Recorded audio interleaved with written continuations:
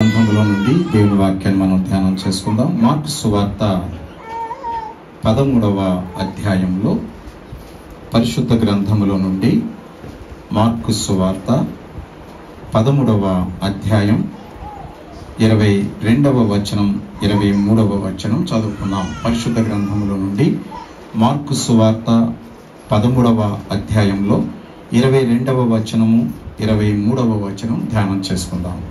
ఒక్కొక్కరు ఒక వచనం చొప్పున చదవండి. ఇద్దరు, మిగిలిన వారందరూ కూడా వారు వెనుక చెప్పండి దయచేసి. పరిశుద్ధ గ్రంథంలో నుండి మార్కు సువార్త 13వ అధ్యాయములో 22వ వచనం 23వ వచనం చదువుకుందాం.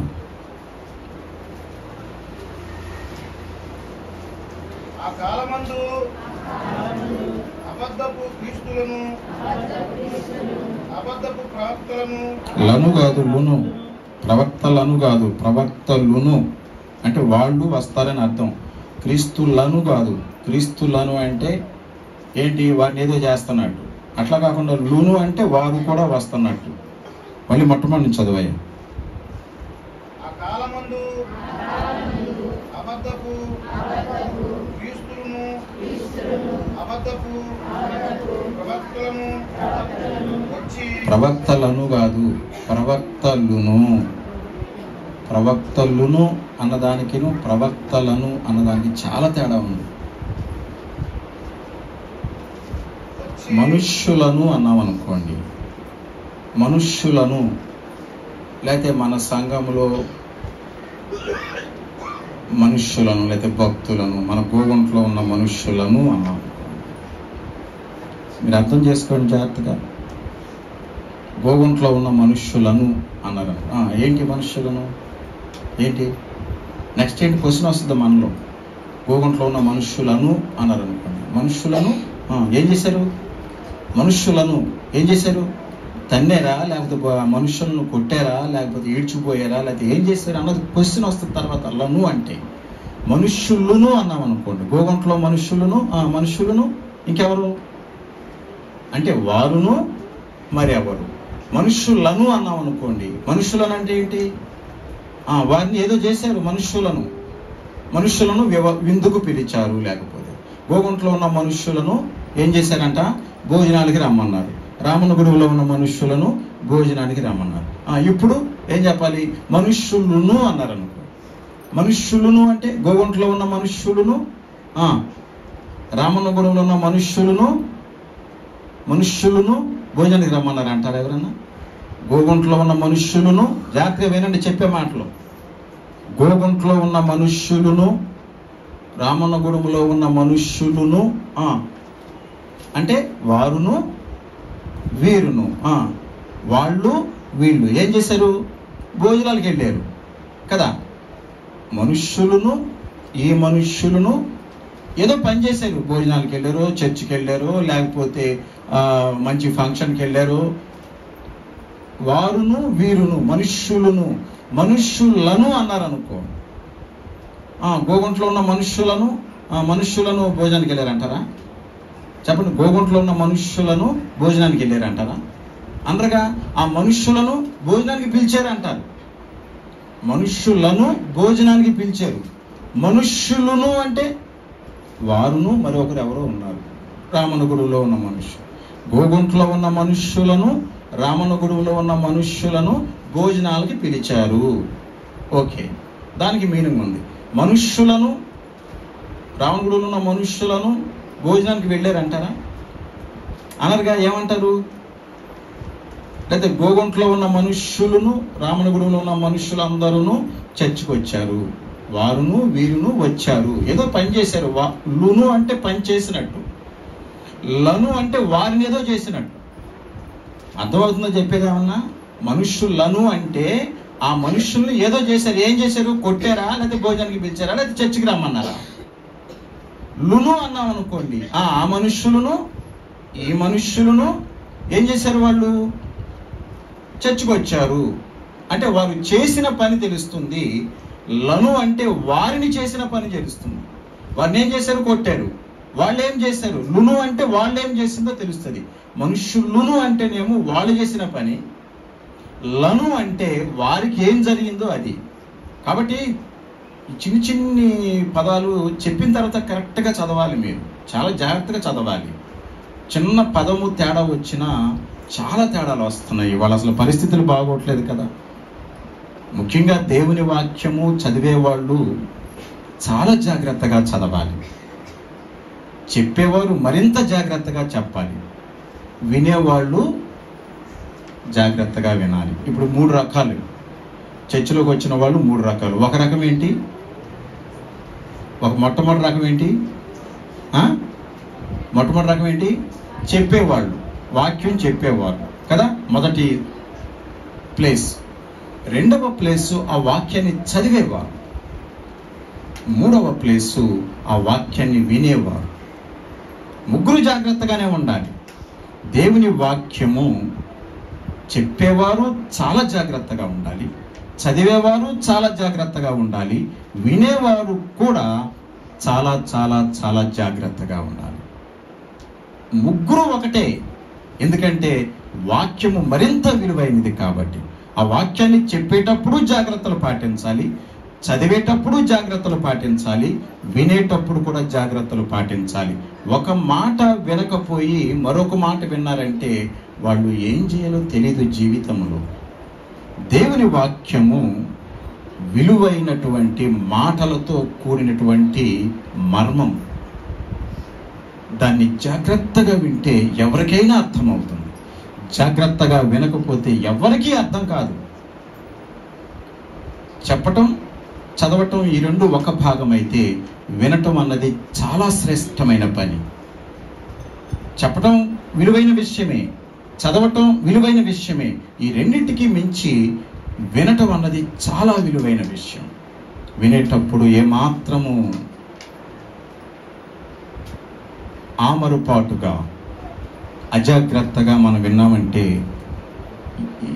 ఏం చేయాలి?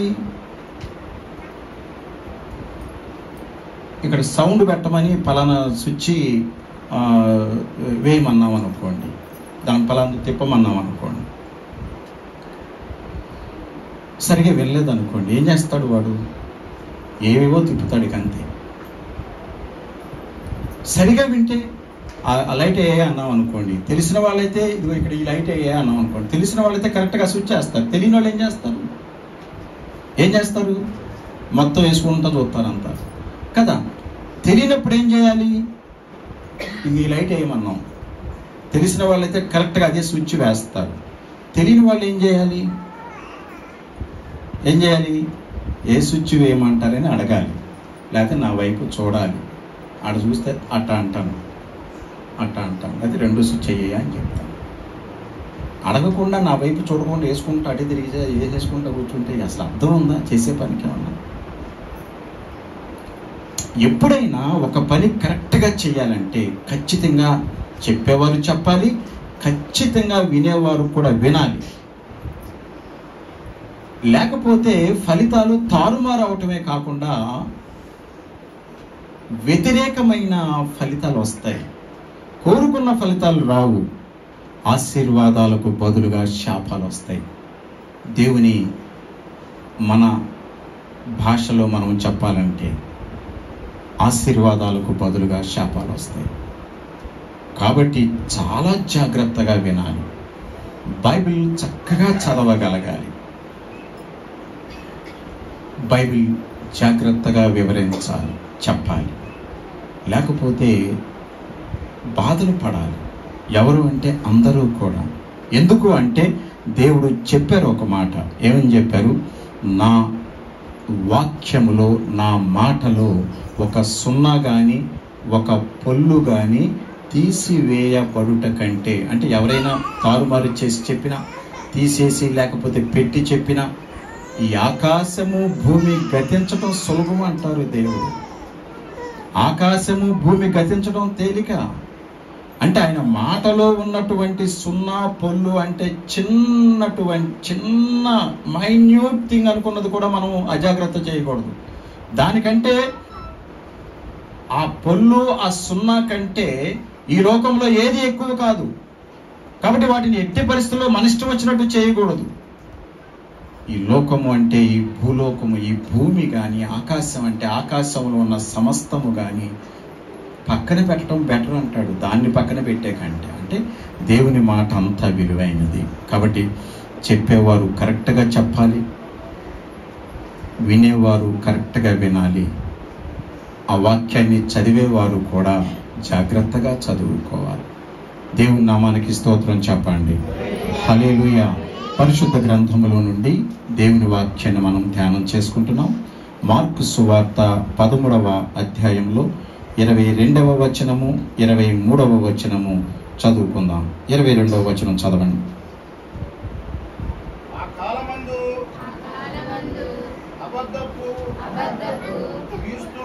క్రీస్తులను అబద్ధపు ప్రవక్తలు అంటే మళ్ళీ లా వచ్చేస్తుంది అక్కడ.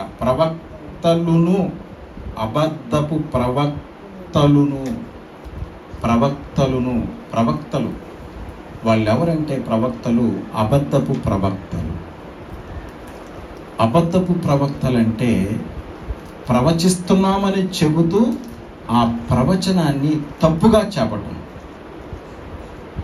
ఇవి సాక్షాత్తు యేసుక్రీస్తు ప్రభువారు చెబుతున్న మాటలు. ఆ కాలమందు మీరంతా ఇంతమంది ఉన్నారు, చదువుతుంటే చెప్పరేంటి? చెప్పరే? నూరు అసలు బయటికి రాదా? చదవండి ఒక్కొక్కరు, అందరు కలిసి వాక్యాన్ని లేచి ఒక్కొక్కరు చదవండి, ఒక్కొక్క వాక్యం చదవండి, మొత్తం అందరు చదవండి. చదవటం చూస్తే రాదు, ఆ చదువు నేర్పిద్దామనుకుని అప్పుడు మొదలు పెట్టాం. ఒక్కళ్ళు నేర్చుకున్నారా? తెల్ల మొఖాలు వేసి చూడటం మాత్రం బాగా అలవాటు అయిపోయింది. ఇంకేం చేస్తారు? నేర్చుకోండి. ఎప్పుడు ఇది ఏమండి అంత అయిపోయింది, ముసలం అయిపోయాం, ఇంక ఇప్పుడు ఎందుకంటే మా చదువులు అంటానికి 15 సంవత్సరాల కిందట చదువు మొదలుపెట్టాం. 15 సంవత్సరాల కిందట. అప్పుడు మీ పరిస్థితి ఏంటో ఒకసారి చూడండి. 1 సంవత్సరం చదివితే చక్కగా చదువుకున్నవాడు బైబిల్ అందరూ కూడా. ఊరికినే పలకలు ఇచ్చి, పుస్తకాలు ఇచ్చి, మనుషులను ఊరికినే పెట్టి ఎంత కష్టపడ్డారు రాజం గారు, ఇమ్మానుయేల్ గారు. ఎవరన్నా ఒకడొస్తే ఒకడు రాడు, ఒకడొస్తే ఒకడు. నాకు పని ఉంది, నేను రాను, నాకు రావట్లేదు. అట్టాగే ఇప్పుడు మీ పిల్లలు కూడా తయారు చేస్తున్నారు.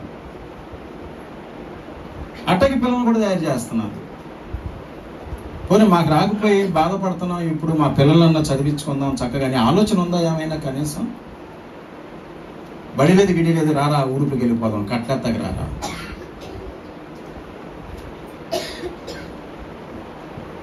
తర్వాత బాధపడతారు. ఏమి అసలు అర్థం కావట్లా. లైఫ్ ఇంతేనా? 20 సంవత్సరాల నుంచి నేను ఎంఏ బీడీ ఎప్పుడో 20 సంవత్సరాల కిందట చేశాను. అప్పటి నుంచి మీ దగ్గర ఈ 10 మంది కోసం మరి ఇక్కడ దేవుడు నన్ను ఎందుకు పెట్టాడు ఏంటో నాకే అర్థం కాదు. నిండా కలిసి 4 లేరు.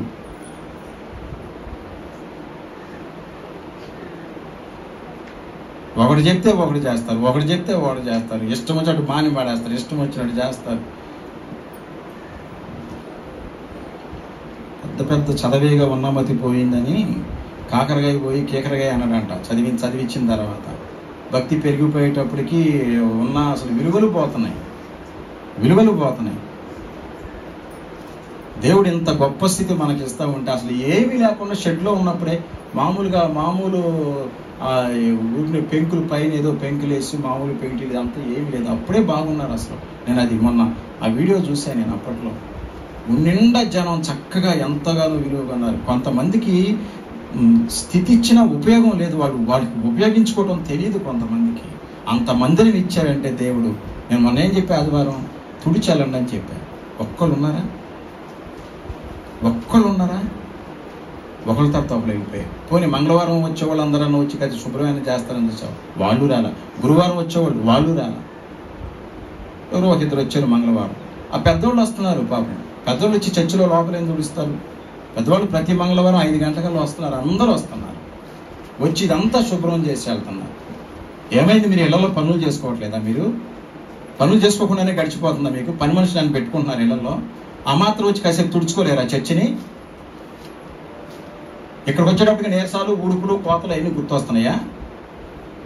అన్నీ ఎక్కడ చేస్తామండి? అసలు అన్నీ ఎక్కడ చేస్తాం? ఏదో ఒకటి చేసుకోవాలిగా.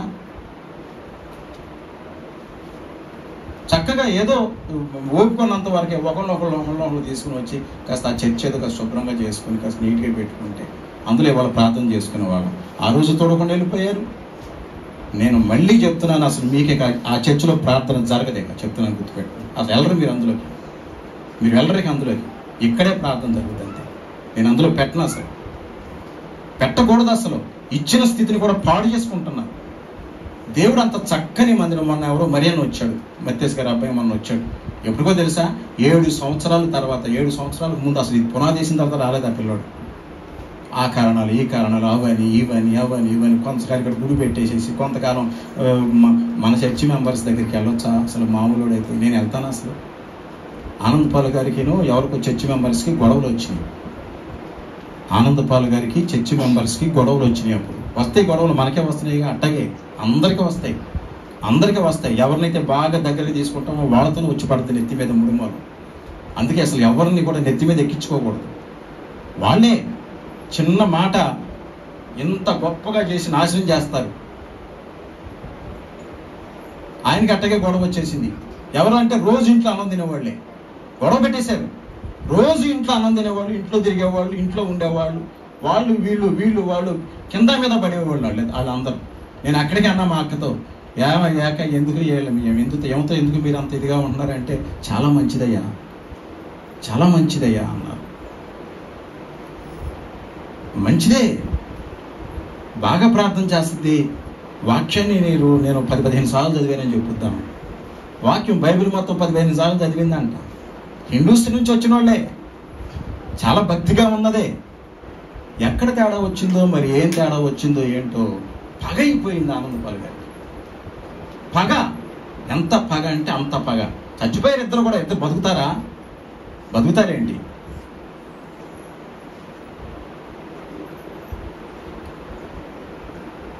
పగ అయిపోతే నా దగ్గరికి వచ్చారు. నేను చెప్తున్నాను వినండి, మనుషులు ఎట్ట తయారవుతారు. నా దగ్గరికి వచ్చి మీ గుడికి వస్తామన్నారు. ఎక్కడ? అప్పుడు జంక్షన్లో గుడి పెడుతున్నాము, రావద్దన్నా. నేను పళ్ళు రాలగొట్టేస్తాను అట్టంటాను. పళ్ళు రాలగొట్టడమే. అక్కడ ప్రార్థన బాప్తిసం పొంది అక్కడికి వెళ్తావు, నువ్వు మళ్ళీ అక్కడ వాళ్ళతో గొడవ పెట్టుకుని మళ్ళీ ఇక్కడ నా దగ్గర వచ్చారు. రేపు నాతో గొడవ పెట్టుకోవాలని గ్యారెంటీ ఏంటి? పెట్టుకోదా గొడవ? అరే నిన్ను కని పెంచిన వాళ్ళ మీద నువ్వు గొడవ పెట్టుకుని బయటకు వచ్చేస్తే ఇప్పుడు ఆడెవడో పంచం చేరావు, ఆడి మీద గొడవ పెట్టుకోవా నువ్వు? ఆడు కూడా రమ్మంటాడు, ఎందుకంటే నీ దగ్గర ఏమైనా ఉందని పిండుకుంటాడు. తింగరే కదా వాడు, తింగరోడు కాబట్టి రమ్మంటాడు. మంచోడైతే రమ్మంటాడా? అమ్మబాబుని వదిలేసిన వాడిని ఎవడన్నా? అమ్మబాబుని వదిలేసేసి నేను మా అమ్మబాబు వద్దు, మా అమ్మబాబు మంచోడు కాదని చెప్పిన వాడిని ఎవడన్నా దగ్గర తీసుకుంటాడా? అసలు తీసుకున్నాడంటే వాడు ఏదో తింగరోడన్నా ఉండాలి, లేకపోతే నీ దగ్గర ఏదో ఉందని అసలు విషయం తెలియకుండా నీ దగ్గర నుంచి పిండుకోవడానికి సరే రా నా దగ్గరికి రా, నేను ఉన్నానుగా. అట్ట తయారయ్యారు వాళ్ళు. నేనైతే ఆ పని చేయను అసలు. నా దగ్గర మనుషులు ఉన్నా లేకపోయినా అంతే, వచ్చినా రాకపోయినా, ప్రార్థన మానేసినా పర్వాలేదు, నేను చెప్పేదేదో చెప్తానంతే. మీ ఇష్టం వచ్చేట్టు అనుకుంటే నాదేంటి, నాది బాధ్యత? మీ ఇష్టం వచ్చేట్టు మీరు అనుకుంటుంటే నాది బాధ్యత? నేను బాధ్యున్నా?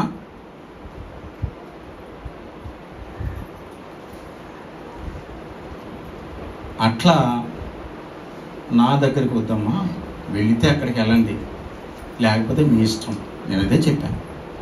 చర్చే కాదు, స్కూలుకు కూడా. ఏలూరులో లిటిల్ వండర్ స్కూలు ఒకటి ఉంది, అక్కడ నేను పనిచేశా. అది ఎవరిదో ఒక అయింది, కలెక్టర్ గారిది.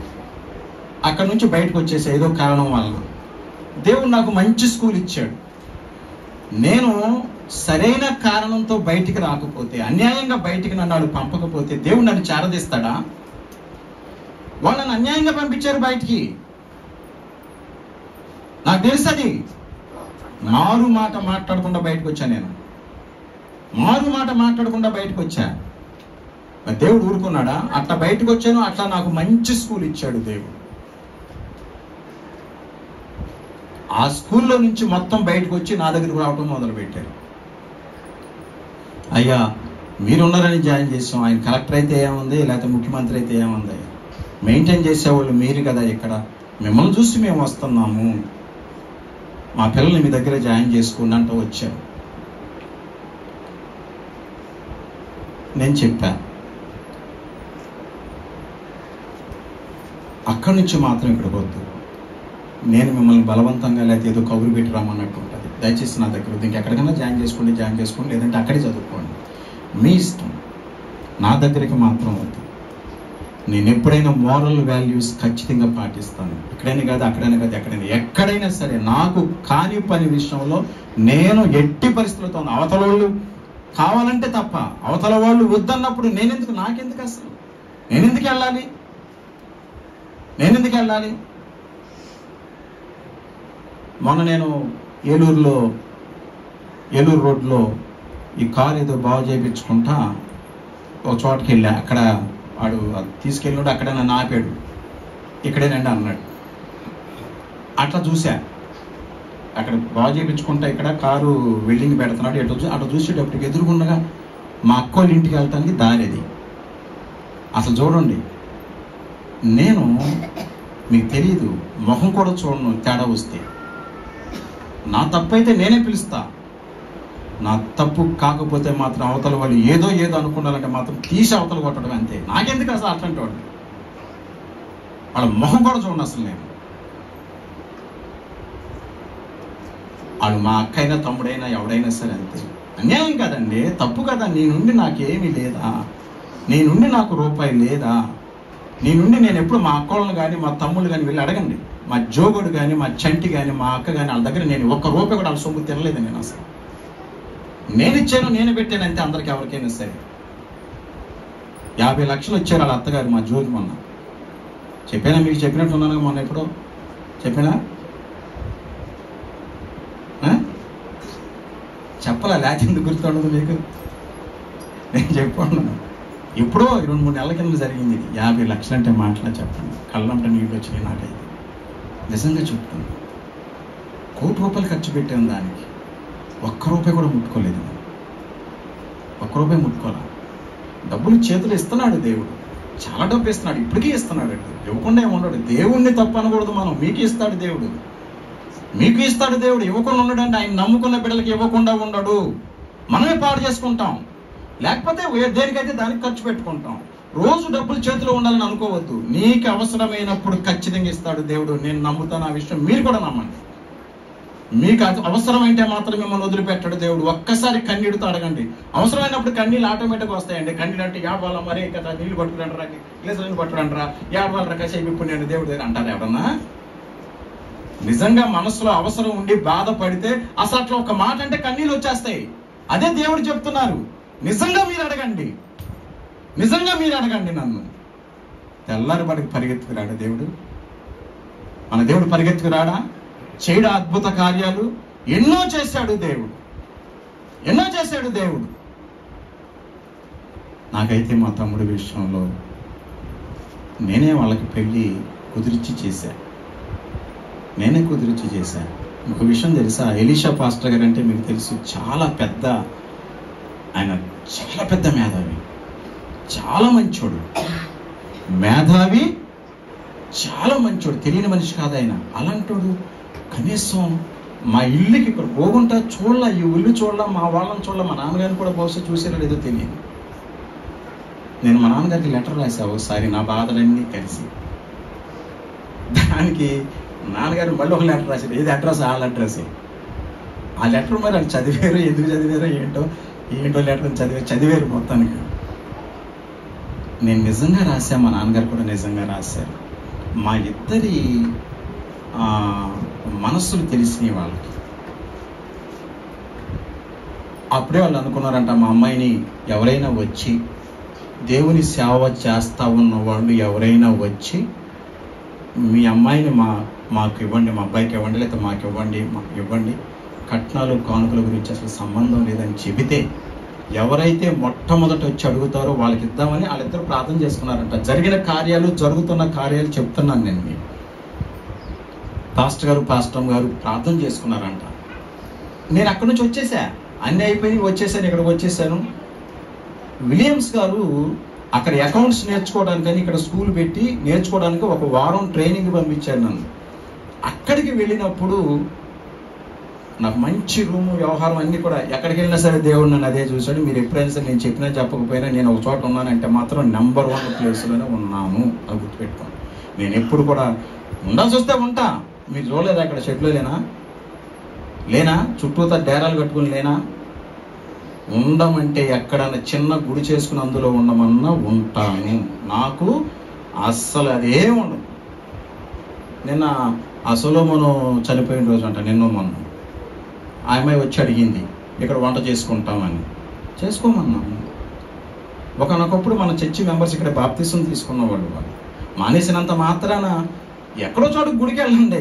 నేనైతే అదే కోరుకుంటాను. మీరు మానేస్తే మాత్రం చర్చికి వెళ్ళండి. మానకుండా దెయ్యాల చుట్టూ తిరగొద్దు. అది కూడా చెప్తా. దెయ్యాల చుట్టూ తిరగడానికి గుడి మానేయద్దు. గుడి మానేసిన వాళ్ళు దెయ్యాల చుట్టూ తిరగొద్దు. ఎక్కడైనా సరే దేవుని సన్నిధికి వెళ్ళండి, ఏం పర్వాలా. నాకు అసలు మీ దగ్గర నుంచి డబ్బులు కోరుకుంటే కదా రే డబ్బులు పోతాయి అనుకోవడానికి నేను కోరుకోను కదా. నేను కోరుకుంటేనే ఎంత కన్స్ట్రక్షన్ ఇచ్చాడు ఆ దేవుడు. మీరందరూ ఒకసారి ఆలోచించండి. మీరు ఇచ్చిన డబ్బు, మనం పెట్టుకున్న డబ్బుకి ఇంత కన్స్ట్రక్షన్ వస్తుంది. ఆలోచించండి ఒకసారి మీరు. పోనీ నేను ఎవరినన్నా వెళ్ళి చేజాపి అడిగానా? నాకు ఇవ్వండి, డబ్బులు ఇవ్వండి ఎవరన్నా అడిగానా? నేను ఎవరిని అడగల. మీరు ఎవరినైనా అనుకోండి కావాలంటే. ఒక పిన్ని మ్యాచ్ కానీ ప్రసాద్ మ్యాచ్ కానీ మీరేం చేస్తారని అడిగి అది కూడా ఇవ్వమని అడగల. అన్నది ₹1 ఇవ్వాలి. పిన్ని గారు ఇవాళ వరకు ఇవ్వాలి గుడికి డబ్బు, తెలుసా? ₹1 ఇవాళ వరకు ఇవ్వలేదు. నేను చెప్పిన మాటలు చక్కగా జాగ్రత్తగా వినండి, నమ్మండి. దేవుని సన్నిధిలో ఉండి చెప్తున్న మాటలు ఏవి కూడా ఇది నిజమేనంటావా అన్న పదం రానివద్దు. అప్పుడు వెంటనే సైతాన్ వచ్చింది నాలో అనుకోండి. నిజమేనంటావా అనుకున్నారు అనుకోండి మీరు. అప్పుడు వెంటనే ఇంకోటి ఏమనుకోవాలి? సైతాన్ గారు వచ్చాడు నాలోకి అనుకోండి. అర్థమైందా? నిజమేనా ఇది చెప్పేది పాస్టర్ గారు అని అనుకుంటే సైతాన్ నాలోకి వచ్చింది అనుకోండి. అట్లా అనుకోండి. అనుకుని సాతానా అనుకుని చెప్పే మాటలు జాగ్రత్తగా విని. కాబట్టి వాళ్ళు వచ్చారు, చేసుకున్నామన్నాం. ఈలోపు కాసేపటికి వర్షం పడుతుంది బాగా, అందుకోసం అడిగింది. కాసేపటికి వర్షం ఆగిపోయింది, అక్కడే చేసుకున్నారు. మళ్ళీ సాయంత్రానికి వచ్చింది, అయ్యగారండి పొద్దున అడిగాను కదా మళ్ళీ రాలేదు, వంట ఆయన అక్కడే ఎందుకమ్మా దానికి? ఇంకా మీరు వస్తే చేసుకోండి. నేను ఇంకా అప్పుడు ఏం చేశాను, ఎందుకు చెప్తానంటే ఈ విషయం. అప్పుడు నేనేం చేశానంటే, టైం అయిపోతుంది, పిల్లకి స్కూల్కి తీసుకెళ్ళాలి, 7:30 అయిపోయింది, గవ్వ రెడీ అవ్వమని చెప్పి నేను లోపలికి వచ్చి, వాళ్ళు ఒకవేళ గనక ఇక్కడికి వచ్చి వంట చేసుకుంటే ఏం చేస్తారు? నెక్స్ట్ వాళ్ళు వంట చేసుకుంటారు. 10 మంది వస్తారుగా వంట చేయడానికి. ఏం చేస్తారు? తర్వాత వంట చేసుకుంటారు, ఇక్కడెక్కడెక్కడ వంట చేసుకుంటూ ఉంటారు. నెక్స్ట్ ఏం చేస్తారు? ఏం చేయొచ్చు? బాత్రూమ్కి వెళ్తారు కదా ఏదో టైంలో, ఎవరో ఒకరు వెళ్తారు కదా. బాత్రూమ్కి వెళ్ళకపోయినా నీళ్ళు తెచ్చుకోవడానికి అక్కడికి వెళ్తారా? నేను గవ్వ వచ్చి అసలు ఎట్టుంది ఇదంతా అని చూస్తే, ఇదంతా మరి తుడిచారు మనోళ్ళు. కానీ వర్షం పడటం వల్ల ఎంత చెత్త పడిపోయింది అంతా. తుడిచారు మనోళ్ళు, తుడిచారు అంతకుముందు. ఏ రోజు అది? బుధవారమా? ఏ రోజు విజయ్ అది? గురువారం. సరే ఏదో ఒక రోజు అది అక్కడ. అప్పుడు నేను వెళ్ళి, సొలొమోను చనిపోతే ఆ కార్యక్రమానికి వాళ్ళు సంవత్సరం అయిన తర్వాత అంత చక్కగా చేసుకుంటున్నారు. నేను అక్కడ వచ్చేటప్పటికి ముందు దానికోసం అలా బాత్రూమ్ కడుగుదామని వచ్చాను. ఎందుకంటే మనోళ్ళ సంగతి తెలుసు కదా, కొంతమంది, అందరూ కాదు కానీ నాశనం చేసి బయటకు వస్తారు. నేను చెప్తున్నాను, రాజమ్మ గారు నేను కలిసి చాలాసార్లు కడిగాం ఆ బాత్రూమ్. నేను కలిసాను, ఆవిడ కడుగుతుంటే రాజమ్మ గారు మీరు ఎందుకులే నేను పోస్తానండి అని చెప్పేసి ఎన్నిసార్లు కడిగాము ఆ బాత్రూమ్. ఆమె ముఖంలో నవ్వు ముఖం తప్ప ఎప్పుడు బాధపడలా. కడుగుతా, నేనైనా ఒక్కోసారి బాధపడతాను. బాధపడితే నేను కడుగుతున్నానని కాదు, ఎందుకు ఇలా చేస్తున్నారు వీళ్ళు? నిండా నీళ్ళు ఉన్నాయిగా, దాని నిండా నీళ్ళు ఉన్నాయి. ఎన్ని నీళ్ళు అండి, దేవుడు ఎంత స్థితి ఇచ్చాడు మనకు. అసలు బకెట్లు అన్నీ తీసట్ట పోయిపోతున్నారా? సరే లోపలికి వెళ్ళగానే గొప్పమని వాసన వచ్చింది నాకు. అంటే మళ్ళీ దాన్ని వాడుతున్నారు ఎవరు మొత్తాన్ని. అప్పుడు నీళ్లు బట్టి అన్నీ తీసుకొచ్చి, బకెట్లు తీసుకొచ్చి మొత్తం నీళ్లు పట్టుకుని అన్నిట్లో కొట్టి మొత్తం అంతా తుడిచేటప్పటికి మా 2 పిల్లలు వచ్చారు. నేను ఇంకా రావట్లేదండి, టైం 8 అయిపోతుంది. వాళ్ళు కూడా ఇస్తే నాన్న మరి ఇది కట్టి చూడాలి. వాళ్ళు వచ్చి బాత్రూమ్కి వెళ్ళారంటే సంఘాన్ని తిడతారు, పట్టుకుని తప్ప నన్ను కూడా తిడతారు. ఇది ఇలా మెయింటెనెన్స్ కంపు కొడుతుంది బాత్రూమ్లో అని ఊరంతా చెప్తారు. వంట చేసేవాళ్ళు అంటే ఎవరు? ఈ ఊరోళ్ళు కాదుగా, పొరుగురు వాళ్ళు. ఊళ్ళు వంట చేస్తా వెళ్ళిన దగ్గర చెప్తారు, ఇక పలానా గోగుంటే లేవండి ఏదో అద్దాల మేడ కట్టాడు అనుకున్నాం. కానీ ఆ బాత్రూంలోకి వెళ్ళి కంపు కొట్టిందండి, పరిగెత్తికి వచ్చేసాం. మనకి చిచి వంట కూడా చేయబుద్ది కాలేదండి అన్న చెప్తారు. ఎన్ని అనుకుంటారని వెళ్ళి శుభ్రంగా కడిగి బాత్రూముల్ని నీట్గా నీళ్లు కొట్టేసేస్తే ఈ లోపాలు వచ్చారు అందరం కలిసి. అప్పుడు సమాధులు వాళ్ళు అంత ఇదిగా చేసుకుంటున్నారు ఆ పిల్లని. ఇదంతా దేవుడు ఇక్కడ ఆయన పునాదులు వేయబట్టే కదా ఇదంతా జరిగింది. ఆ సమాధులు చూడు ఎలా ఉన్నాయో అనుకుని వాటి అన్ని శుభ్రంగా నీళ్లు కొట్టి శుభ్రం చేసి అటన్నిటిని వెళ్ళేటప్పటికే 8-5 అయింది టైం. నాకు అరగంట పైన పట్టింది. సరే అప్పుడు తర్వాత వాళ్ళు ఎవరో వచ్చి ఇక్కడ పని చేసుకుంటారని, వాళ్ళు ఒకవేళ బాత్రూమ్కి వెళ్తే మనల్ని ఎక్కడ అపార్థం చేసుకుంటారో ఊళ్ళంతా చెప్పకుండా ఎట్టుంటారు? చెప్తారు ఖచ్చితంగా. చెప్పకుండా ఉండరు అసలు. ఈ విషయాలు అసలు చెప్పకుండా ఉండరు. ఎందుకంటే భయంకరమైనటువంటి పరిస్థితి.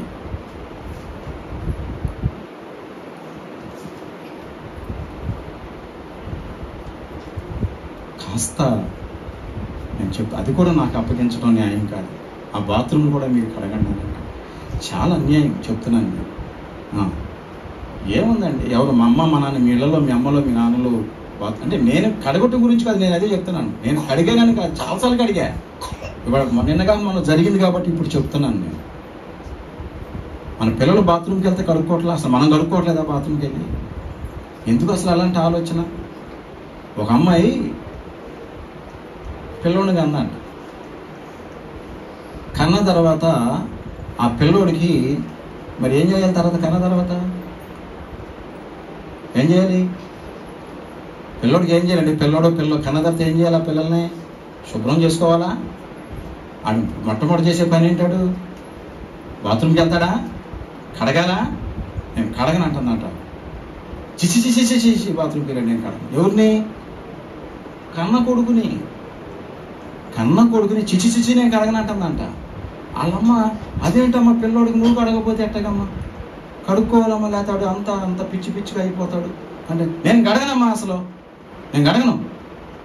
గొడవ పెట్టుకుంటుంది. కడగలా, వాళ్ళమ్మే కడుగుతుంది, వాళ్ళమ్మే చేస్తుంది. ఈలోపు ఒక పాస్టర్ గారు వచ్చారంట వాళ్ళ ఇంటికి. అయ్యా, మా అమ్మాయి మీరు చెప్తే ఖచ్చితంగా వింటది, నేను చెప్తున్నాను కానీ అర్థం చేసుకోవట్లేదు. పిల్లవాడికి బాత్రూమ్కి వెళ్తే అట్ట కడుతుంది. నేను కడుగుతా, కానీ మరి నేను ఎప్పుడో సాయంత్రానికి వస్తానుగా, మరి ఈలోపు బాల్యంతంటే ఇంట్లోనే ఉంటుందా? మనం ఏం చేస్తాం? 4 రోజులు పక్కన కూర్చుంటాం, తర్వాత మరి పనులు చేసుకోబట్టి అవ్వదుగా. ఎంత ఉద్యోగస్తులైనా సరే వాళ్ళు, లేదా ఎంత మామూలు పని చేసుకున్న వాళ్ళైనా. నేను అది బయటికి వెళ్తానయ్యా, వచ్చేదాకా అట్లాగే పెట్టి కూర్చుంటుంది అయ్యా, కాస్త చెప్పండి అయ్యా అని చెప్పింది.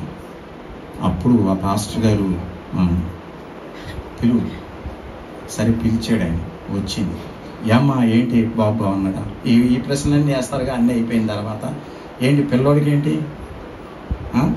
ఎవరు తల్లి వాళ్ళ పిల్లలకి చేసుకోవాలమ్మా. మీ తల్లి మీకు చేసింది, మన పిల్లలకి మనం చేసుకోవాలంటే అమ్మ పాస్టర్ గారు మీరు ఏదైనా చెప్పండి, నేను మాత్రం ముట్టుకోను, కడగను అంటుందంట. ఏది పాస్టర్ గారికి కూడా. అప్పుడు పాస్టర్ గారు చెప్పారంట ఒక మాట, అమ్మ ఎందుకు నువ్వు కడగట్లేదు? చిచ్చి కంటండి వాసన అపోదు. అప్పుడు పాస్టర్ గారు నిర్ణయం తీసుకున్నాడు. ఏమని నిర్ణయం తీసుకున్నాడు? ఈ అమ్మాయికి చెప్పేటట్టుగానే చెప్పాలి. మామూలుగా చెప్తే అర్థం కావట్లా. మామూలుగా చెప్పాడు, చాలా బాగా చేయాలమ్మా, మరి అందరూ చేసుకుంటారు కదా, మీ అమ్మ నీకు చేసిందే నువ్వు మీ పిల్లలకి చేయాలి, వాళ్ళ పిల్లలకి చేసుకుంటారు, శుభ్రం చేయాలమ్మా బిడ్డల్ని, ఇక అప్పుడు అసలు ఇదేం ఉండకూడదమ్మా అని చెప్పిన వినకపోతే అప్పుడు అందంట, అమ్మా నువ్వు మీ పిల్లడు బాత్రూమ్ గురించైనా బాధపడేది? అవునండి అబ్బో నాకు అసలు నేను విషయం చెప్పనా, నీ కడుపులోనే ఉంది, చూసుకో. ఏదైతే పెంట అసహ్యంగా చిచి అన్నది అది నీ కడుపులోనే ఉంది. నూరు అల్లబట్టింది. నూరేం చేసింది? కొంతమందికి మాట్లాడతారు కానీ ఏం మాట్లాడతారో తెలియదు.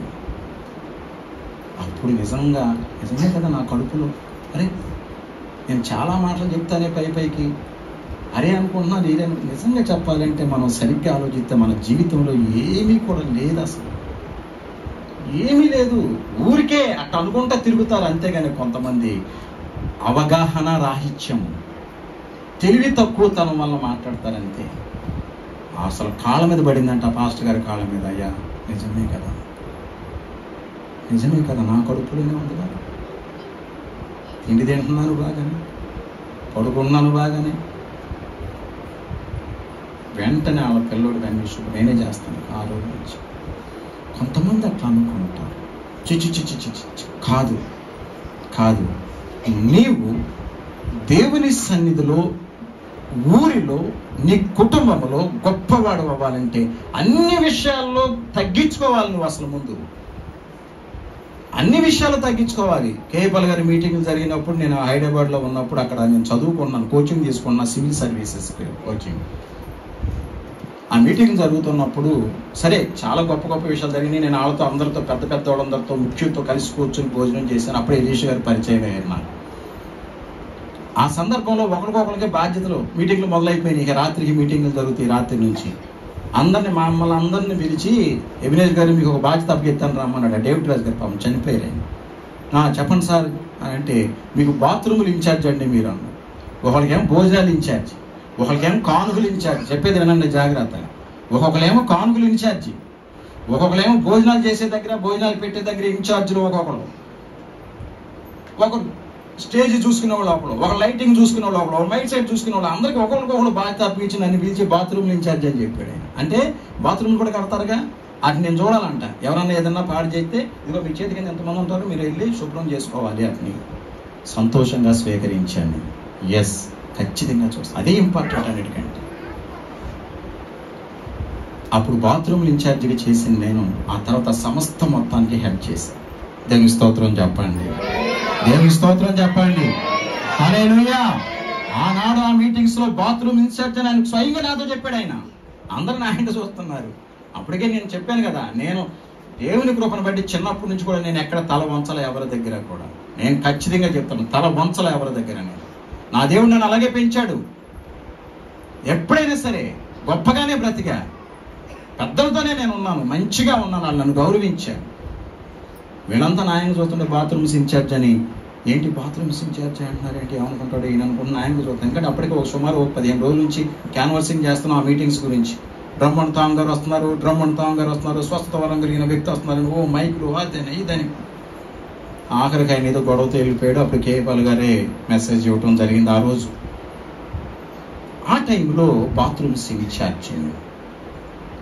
ఏంటి బాత్రూమ్స్ ఇన్ఛార్జ్ అంటాడు ఈయనకి ఏంటా అని అసలు కనీసం మనసులో కూడా రాల. నాకు చాలా సంతోషంగా స్వీకరించిన నాకు దేవుడు ఏం చేశాడు తెలుసా, ఆ సంస్థ చారిటీ సిటీలో 1000 ఎకరాలు స్థలం. అది పెద్ద 1000 మంది పిల్లలు, 200 మంది వర్కర్స్, టీచర్స్, వీళ్ళందరికీ నేను హెడ్గా చేశాను, మేనేజర్గా చేశాను. దేవుని స్తోత్రం చెప్పండి. హల్లెలూయా. నిన్ను నీవు తగ్గించుకుంటే నిన్ను ఎక్కడ పెట్టాలో దేవుడు అక్కడ పెడతాడు. ఏ స్థానంలో నిన్ను పెట్టాలో అక్కడ పెడతాడు. దానికి లెక్కలు వేసుకుని నేను అది చేయను, నేను ఇది చేయను అని అనుకుంటే నువ్వు అక్కడే చచ్చిపోయే వరకు ఉంటావు. నీకు తేడా లేదు, నువ్వు డెవలప్ అవ్వవు. నేను మీ అందరికీ అదే చెప్తున్నాను. నేను మనం తగ్గించుకోవాలంటే అవసరం. ఆ అమ్మాయి పిల్లోడికి చేయనంటది ఏంటి, సొంత కొడుక్కి. పోనీ పరాయోడికి చేయమంటే పోనీ అనుకోవచ్చండి. సొంత పిల్లలకు కూడా చేయనంత స్థితికి ఆ అమ్మాయి అట్లా ఆలోచించుకుంటుంది. పాస్టర్ గారు వచ్చి కరెక్ట్గా చెప్పవలసిన రీతిలో కొంతమందికి మామూలుగా చెప్తే సరిపోద్ది, కొంతమందికి ఇంకొంచెం లాగి పీకి చెప్పాలి, ఇంకొంతమందికి గట్టిగా కోప్పడి చెప్పాలి, కొంతమందికి గద్దించి చెప్పాలి, కొంతమందికి ఒక దెబ్బేసి తప్పదు. అంతవరకు సైతాన్ వదలడాలని తప్పదు. కొంతమందికి ఎలా చెప్పాలో అలా చెప్పాలి. అలా చెప్పారు, అర్థం చేసుకున్నాడు.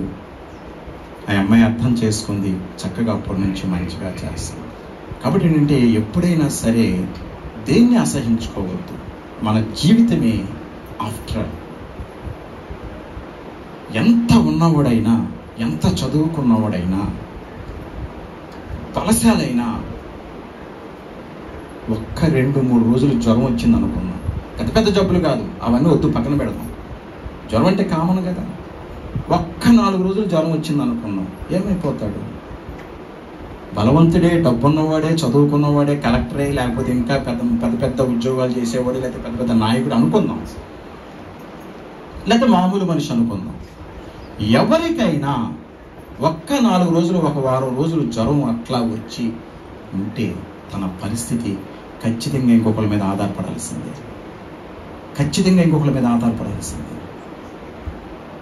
ఖచ్చితంగా ఒకరు వచ్చి లేవదీయాల్సిందే. ఖచ్చితంగా ఇంకొకరు వచ్చి భోజనం తినిపించాల్సిందే, లేకపోతే జావ పట్టాల్సిందే, ఏదైనా కానండి. కాబట్టి అన్ని రోజులు ఒకలానే ఉండవు. ప్రతిరోజు కూడా ఇది దేవుడిచ్చినటువంటి రోజు అని కళ్ళకు అద్దుకొని చేతనైనంత మట్టుకు, చేయగలిగిన మట్టుకు మంచి చేయాలి. మనం చేయగలిగిన మట్టుకు మంచి చేయాలి. చేయలేకపోతే ఓకే, పక్కన పెట్టండి. కొన్ని బాధ్యతలు ఉంటాయి, ఎట్టి పరిస్థితుల్లో విస్మరించకూడదు. ఎట్టి పరిస్థితుల్లో విస్మరించకూడదు. పెద్దలైన వారికి కూడా నేను చెప్తున్నాను, మీరు పెద్దరికాన్ని మీరు నిలుపుకోండి. మీ పెద్దరికాన్ని నిలుపుకోండి. కొన్ని విషయాల్లో, క్యాంపస్ విషయంలో కానీ, లేకపోతే చర్చి విషయంలో కానీ, లేకపోతే కొన్ని పనుల విషయంలో కానీ, కొన్ని బాధ్యతల విషయంలో కానీ, కొన్ని మీటింగ్స్ విషయంలోనూ కానీ, పెద్దలు అందరూ ఒకలా ఉండరు కదా. పెద్దలు బాధ్యత వహించాలి, మిగతా వారిని చక్కగా అన్ని పాస్టర్ గారు ఎక్కడ చెప్తారు.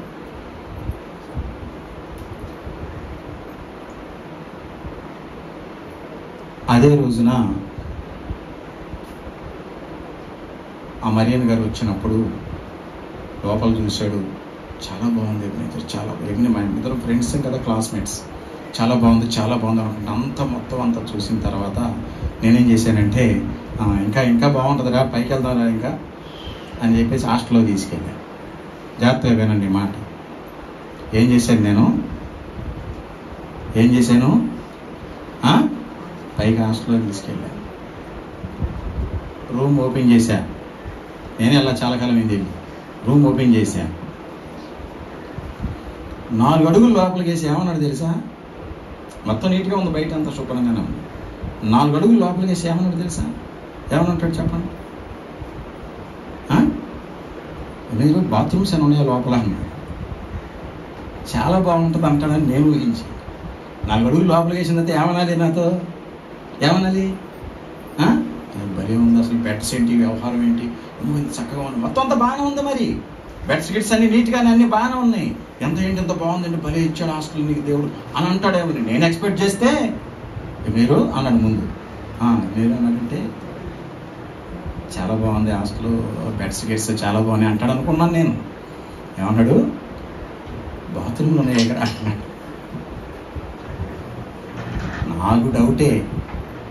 నాకు డౌటే, ఎందుకంటే నేను లోపల అడుగు పెట్టగానే నాకు అనిపించింది బాత్రూమ్లో ఉన్నట్టు. సరే, ఎంత చూపించడం అనవసరం, గవ్వబట్టి డోరు తీసి లోపలికి వెళ్ళి ఆ పైకి వెళ్ళి అయినా చూపించి గవ్వ దించేసి కిందకి. తర్వాత వెళ్ళిపోయింది. అక్కడ లోపలికి వెళితే పాడు చేసి పెట్టారు. వాసన లోపలికి వెళ్ళిన ఎంత బాగుంటే ఏముంది, పాడు చేశారు. పాడు చేయటం అంటే అందరూ పాడు చేయాల్సిన అవసరం లేదు. ఒక్కళ్ళు పాడు చేసినా సరే పాడు చేయటం అంటే అది పాడు చేయటం అవుతుందా? బాత్రూమ్కి వెళ్ళటం పాడు చేయటమా? కాదు కదా, కాదు. బాత్రూమ్ వెళ్ళాలనే కదా కట్టింది వాటిని. కానీ ఉపయోగించుకున్న తర్వాత చక్కగా నీట్గా వాటిని చూసుకోవాలి. బాధ్యత నీదే వెళ్ళొచ్చినోడికి. అప్పుడు నేను మళ్ళీ మొదలు కదా చీపిరీను చాట పట్టుకోవాలిగా, పట్టుకుని మళ్ళీ నీళ్ళన్నిటిలో పెట్టుకుని ఒక్కో దాంట్లో నీళ్లు కొట్టుకుంటూ మొత్తం సాయంత్రం అదే పని.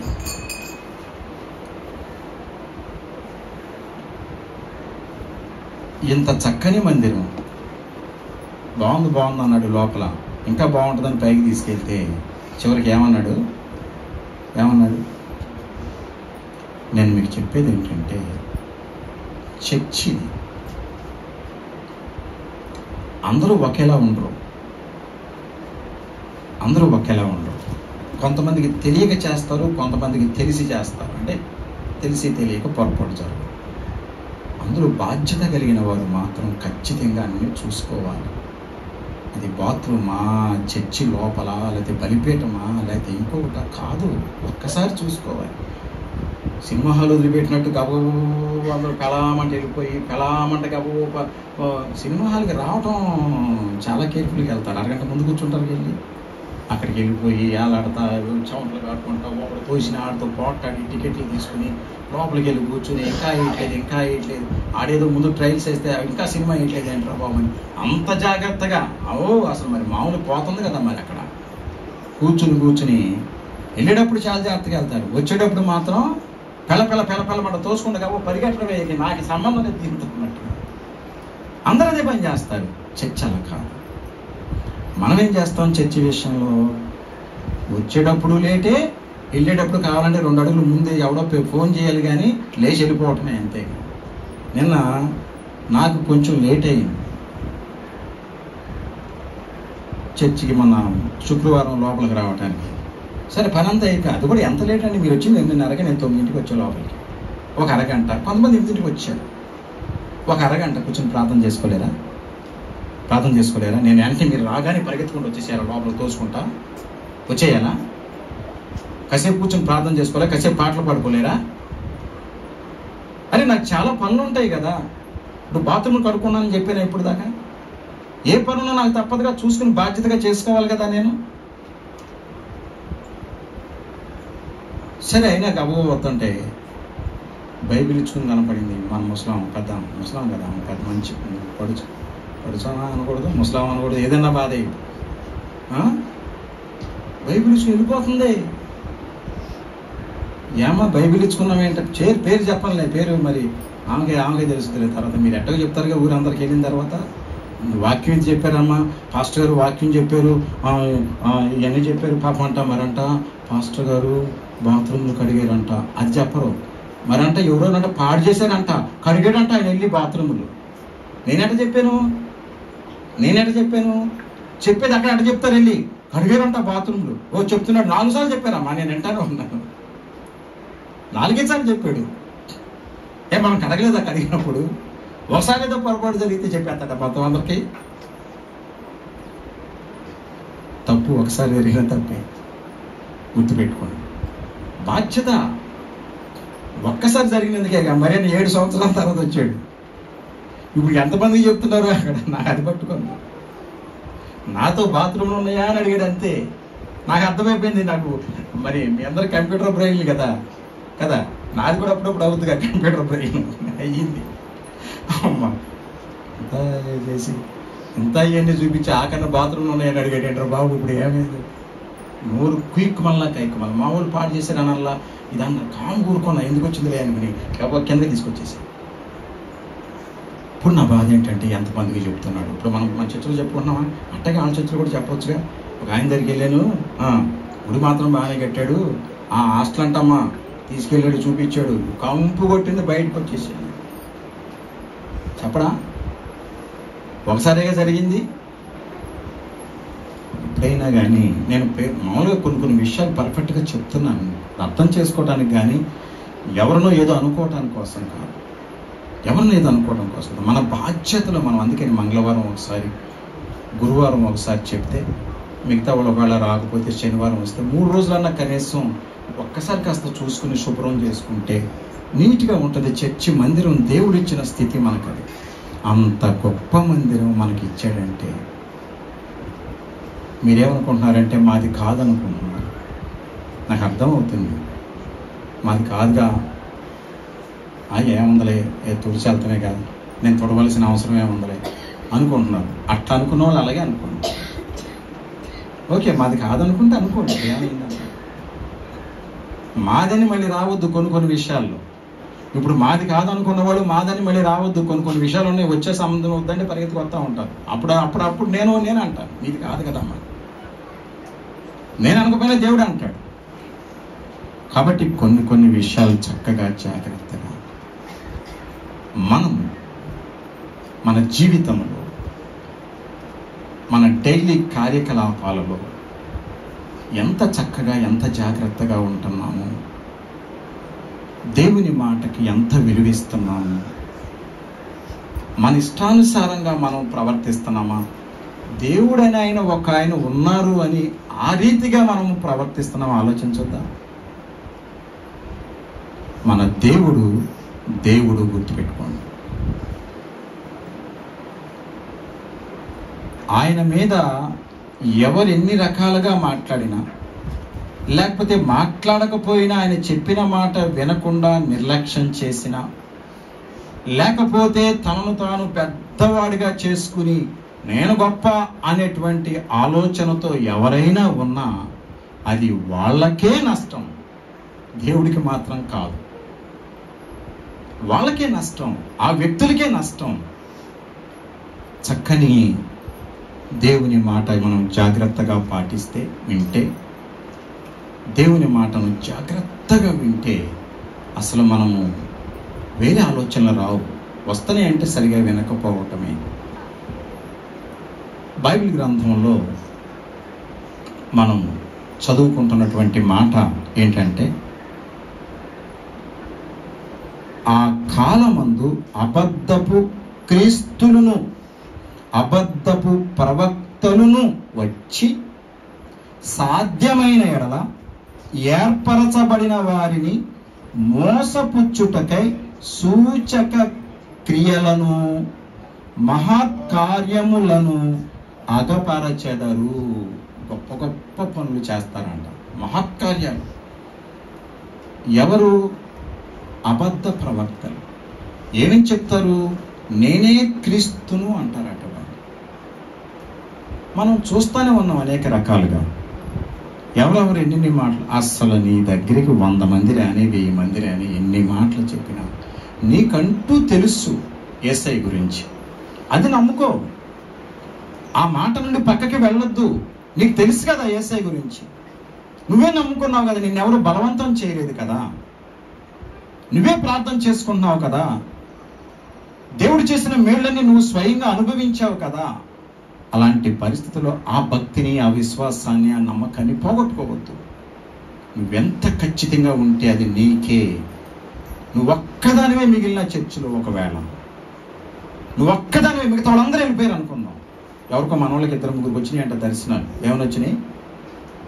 ఏమనొచ్చినాయి? చర్చిలో అందరూ వెళ్ళిపోయారంట బయటికి. వాళ్ళే ఉన్నారంట, లోపల కూర్చున్నారంట. అంటే వాళ్ళిద్దరు చెప్పారు నాకు. ఒకళ్ళు ఒకసారి చెప్పారు, ఇంకోసారి చెప్పారు. వాళ్ళిద్దరికీ సేమ్ అదే కాలం. మరి మిగతా వాళ్ళకి మరి అట్లాంటి కాలం వచ్చినాయి అనుకుందాం, అంతే కదా. వాళ్ళొక్కలే ఉన్నారు, మిగతా వాళ్ళు వెళ్ళిపోయారు. ఇంకొక ఆమెకి వాళ్ళొక్కలే ఉన్నారు, మిగతా వాళ్ళు వెళ్ళిపోయారు. ఇంకొక ఆయనకి వాళ్ళొక్కలే ఉన్నారు, మిగతా వాళ్ళు వెళ్ళిపోయారు. అంటే దాని అర్థం ఏంటో తెలుసా? నువ్వు జాగ్రత్త అని అర్థం. ఎవరెళ్ళిపోయినా నువ్వు నా సన్నిధి నుండి కదలవద్దు. దేవుని స్తోత్రం చెప్పండి. హల్లెలూయా. నాకు బాగా క్లోజ్గా ఉన్నవాళ్ళు దర్శనాలు వస్తాయని తరచూ చెప్పేవాళ్ళు చెప్పొచ్చు. నాకు కొంతమందికి వచ్చినా చెప్పలేకపోవచ్చు. చెప్తే ఏమనుకుంటారో ఏంటో, అసలు మొత్తం గుళ్ళు నుంచి వెళ్ళిపోయినట్టు వచ్చింది ఏంటి రకాలు, నాకు పాస్టర్ గారు ఏమనుకుంటారో చెప్తే కదా అనుకోవచ్చు. ఒకవేళ కొంతమంది అయ్యో ఎలా వచ్చిందండి కళ, పాస్టర్ గారికి చెప్తే ప్రార్థన చేస్తారేమో అనుకోవచ్చు. కానీ నాకు చెప్పటం వలన మీరు ఆ కళ భావం నేను నిజంగా చెప్తాను.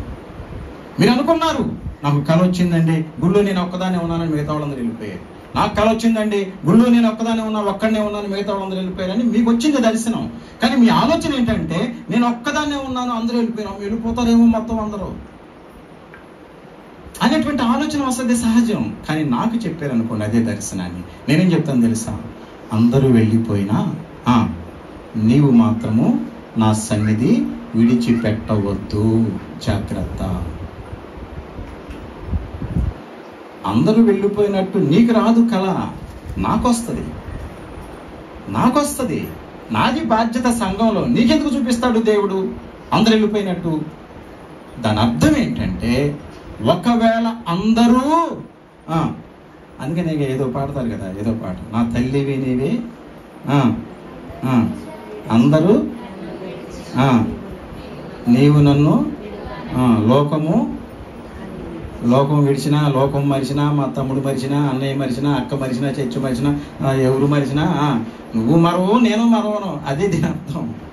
ఎవరు వెళ్ళిపోయినా ఎవరు ఉన్నా నీ వరకు నువ్వు చూసుకో, అంతవరకు నీకు వచ్చిన దర్శన భావం అది. అందరూ వెళ్ళిపోయినా కానీ నువ్వు. అందుకే ఆ శిష్యులు, యేసయ్య ఏర్పరచుకున్న శిష్యులు చాలామంది ఉన్నారు. వాళ్ళందరూ కూడా యేసయ్య చెప్పిన మాటలు విని వెళ్ళిపోయారు, అందరూ బయటికి వెళ్ళిపోతున్నారు. ఇంకో విషయం తెలుసా? మళ్ళీ వెనక్కి రాలేదు వాళ్ళు. మళ్ళీ వెనక్కి రాలా. వెళ్ళిపోతే ఆయన అన్నారు, వెళ్ళిపోయిన వాళ్ళ గురించి మాట్లాడాలా యేసయ్య? నాకు అసలు ఆశ్చర్యం అనిపిస్తుంది. అదే నేను మీకు చాలాసార్లు చెప్తాను. నేను వెళ్ళిపోయిన వాళ్ళ గురించి ఆలోచించలేదు. ఆయన ఏమన్నారు తెలుసా? మీరు కూడా వెళ్ళిపోతారా అని అడుగుతున్నాడు వాళ్ళని, ఉన్న వాళ్ళని. మామూలుగా ఊర్లో అయితే ఎట్లా ఉంటుంది, సాధారణంగా మనుషులు అయితే ఎలా ఉంటుంది? అరే వాళ్ళందరూ వెళ్ళిపోతున్నారా, నువ్వు వెళ్ళబాకరా, నువ్వన్నా ఉండరా నా దగ్గర, నాకు బెంక వేస్తుందిరా, నాకు భయం వేస్తుందిరా, మర్యాద వేస్తుందిరా. సాధారణంగా అనుకుంటాం అందరు వెళ్ళిపోతుంటే నువ్వు కూడా వెళ్ళిపోతావు కదా. పార్టీలో నుంచి అందరూ వెళ్ళిపోతున్నారని న్యూస్ ఏమనిపిస్తుంది అప్పుడు? గవ్వు నేను వెళ్ళిపోతున్నారంట, గవ్వు ఫోన్ చేసి వాళ్ళు వెళ్ళిపోతున్నారంటే బతినాడు, లేకపోతే చెప్పు, లేకపోతే పోతే పోయేది, పోవలసిన పోయేళ్ళే పోనీ అనుకోవటం, ఏదో కంగారు పడతారు. యేసయ్య అంటున్నారు, ఏది 12 మంది శిష్యుల దగ్గరకు వచ్చి మీరు కూడా వెళ్ళిపోవాలనుకుంటున్నారా? నాకు నిజంగా ఆశ్చర్యం అనిపించింది ఆ మాట అడగటం. నేను వెళ్ళిపోతానంటే నన్ను అంటాడేమో, నువ్వు వెళ్ళిపోతావా? వెళ్ళిపోమంటే నేను పై మాటకి అన్నానండి వెళ్ళిపోతానని, నిజంగా వెళ్ళిపోమంటే ఏంటి నా పరిస్థితి? ఇక నాకు జీవితం ఉందా? యేసయ్య నన్ను నిజంగా వెళ్ళిపోమంటే నేను వెళ్ళిపోతాను అన్నాను. ఆయన అంతటా ఆయన ఇప్పుడు ఎవరిని వెళ్ళమన్నారు, ఆయన నేనే వెళ్ళిపోతాను, నేను అన్నాం. సరే వెళ్ళు అంటే ఏమైపోవాలి మనం? సరే వెళ్ళు అంటే నా స్థితి ఏంటి అసలు? మళ్ళీ ఆయన గడప తొక్కగలనా నేను? మళ్ళీ ఆయన ముఖం చూడగలనా నేను అసలు ఈ మాట మాట్లాడవచ్చా దేవునితో? ఎట్టి పరిస్థితుల్లో కూడా కొన్ని మాటలు మన నోటి వెంట రాకూడదు. ఎట్టి పరిస్థితుల్లో కొన్ని మాటలు మన నోటి వెంట రాకూడదు. ముఖ్యంగా దేవుని విషయాల్లో బహు జాగ్రత్తగా ఉండాలి. వాడిని చూసి వీడిని చూసి వాళ్ళని చూసి మాట్లాడకూడదు. మనం దేవుని సన్నిధిలో నిన్ను నువ్వు చూసుకుని మాట్లాడు. నువ్వు వేరే వాళ్ళని చూసి మాట్లాడద్దు. అసలు నిన్ను నువ్వు చూసుకుని మాట్లాడు. దేవుని సన్నిధిలో ఏదైనా మనం మాట్లాడాలనుకుంటే మనల్ని మనం చూసుకుంటూ మాట్లాడాలి. చాలా జాగ్రత్తగా మాట్లాడతాం. లేకపోతే నేను ఏ పార్టీ వాడను.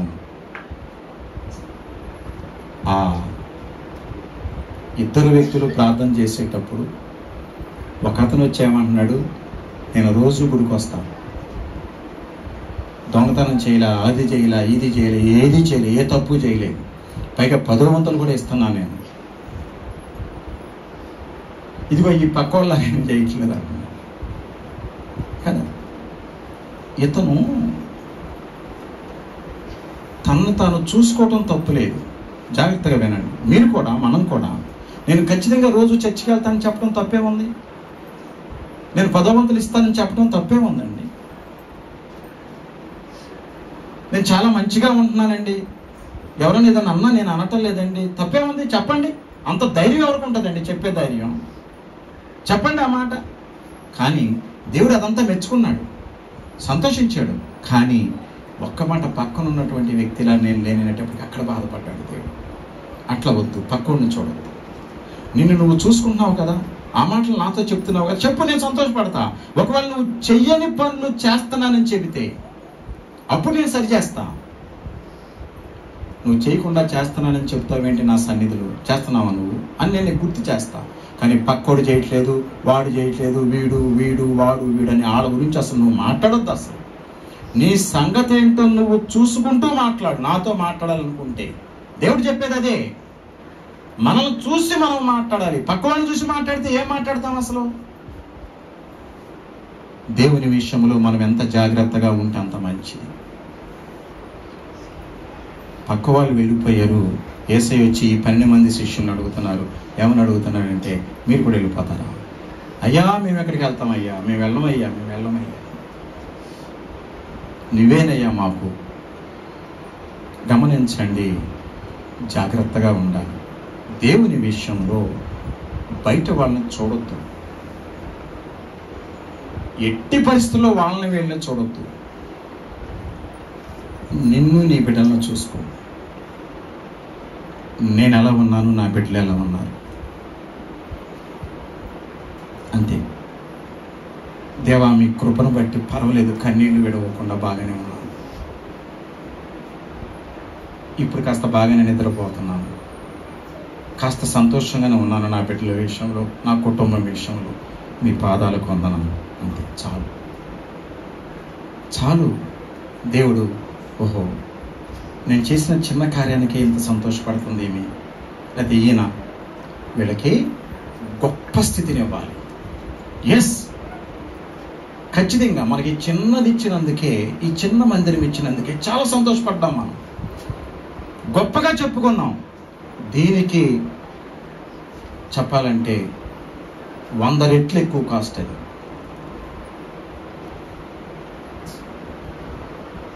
అంత విలువైన మందిరాన్ని దేవుడు మనకిచ్చారు. ఎందుకంటే చిన్న విషయంలో కృతజ్ఞత కలిగి ఉన్నాం కాబట్టి వీళ్ళకి ఇంకా, నేను మళ్ళీ ఒక మాట చెప్తున్నాను, అంతకు 100 రెట్ల మందిరాన్ని మళ్ళీ ఇస్తాడు దేవుడు. దేవుని స్తోత్రం చెబుదాం. అంతకు 100 రెట్ల స్థితిని మనకిస్తాడు దేవుడు. దేవుని స్తోత్రం చెబుదాం. హల్లెలూయా. నువ్వు చిన్న విషయంలో కృతజ్ఞత కలిగి ఉంటే పెద్ద విషయంలో కూడా దేవుడు నిన్ను ఎట్టి పరిస్థితుల్లో విడిచిపెట్టాడు ఆయన. కాబట్టి ఎవరో వచ్చి చెప్పే మాటలు నువ్వు వినొద్దు. వాడు నేనే క్రీస్తుని అంటాడు, చివరిగా నేనే దేవుడిని అంటాడు, ఎన్నన్నా అంటాడు. వాళ్ళు అబద్ధం చెప్తున్నారు.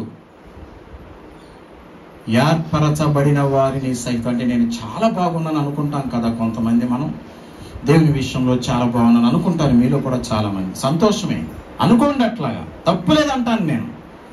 దేవుని విషయంలో నేను చాలా బాగున్నాను అనుకోవటం తప్పే కాదు అసలు. కానీ అవతల వాళ్ళ మాట, యువతల వాళ్ళ మాట విని మాట్లాడతారు చూసారు, అది చాలా తప్పులు. దేవుడికి ఇష్టం ఉండదు అస్సలు. దేవుడికి అస్సలు ఇష్టం ఉండదు. నిన్ను గురించి నువ్వు దేవునికి ఎన్నన్నా చెప్పుకో, చాలా సంతోషంగా వింటాడు దేవుడు. చాలా సంతోషం ఆయనకి. ఒకవేళ పొరపాటు మాట్లాడితే సరి చేస్తాడు. పక్క వాళ్ళ గురించి, వీళ్ళ గురించి, వాళ్ళది వీడిది, నేనైనా నువ్వేనా, ఇట్లాంటి వద్దు అస్సలు. అదే అంటున్నాడు ఈయననే మాట ఏంటంటే, ఆ కాలమందు అబద్ధపు క్రీస్తులను, అబద్ధపు ప్రవక్తలను వచ్చి సాధ్యమైన ఎడల ఏర్పరచబడిన వారిని మోసపుచ్చుటకై సూచక క్రియలను, మహత్కార్యములను అగపరచెదరు. చాలా చాలా పనులు చేస్తారు, జాగ్రత్త. నిజమండి, అమ్మతోడండి, అయితోడండి, దేవుడితోడండి, ఎన్ని వేస్తారు. నేనంటాను కొంతమంది చూసారా, దేవుడితోడు అంటారా, అమ్మతోడు అంటారా, అయ్యతోడు అంటారా, నీతోడు నాతో అనితోడు అంటారా. నేనేమంటాను చెప్పనా? దానికి చెప్పనా కరెక్ట్గా? నిజం చెప్పేవాడు ఎప్పుడు కూడా అమ్మతోడు అయ్యతోడు అనడు.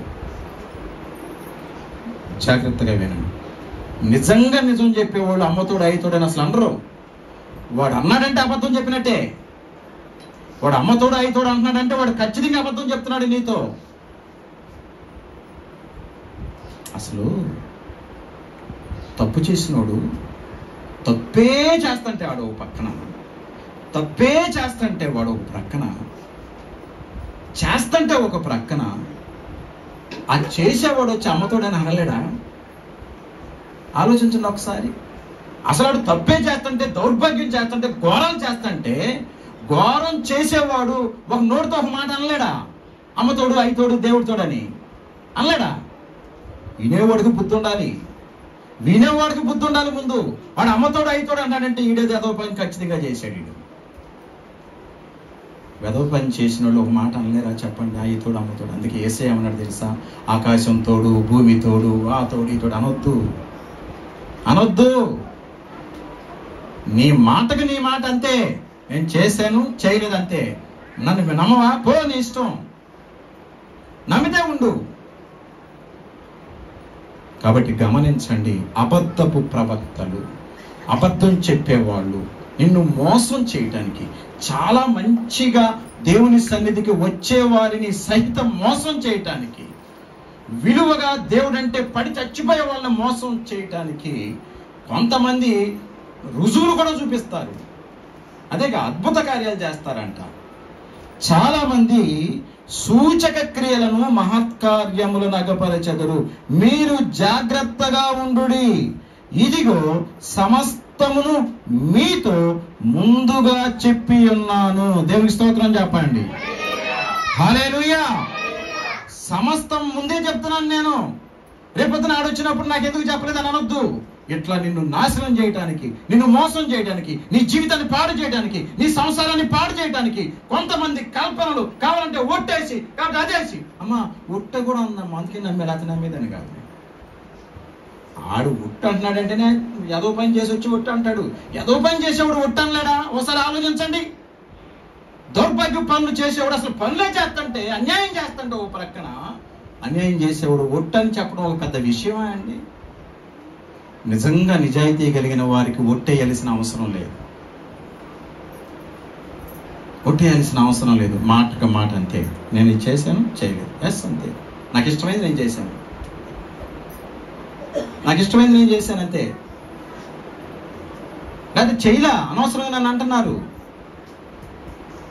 కాబట్టి గమనించండి, ఎప్పుడైనా సరే కొన్ని శోధనలు, కొన్ని బాధలు, కొన్ని కష్టాలు మనకి తెలియకుండా మీదకి వస్తాయి.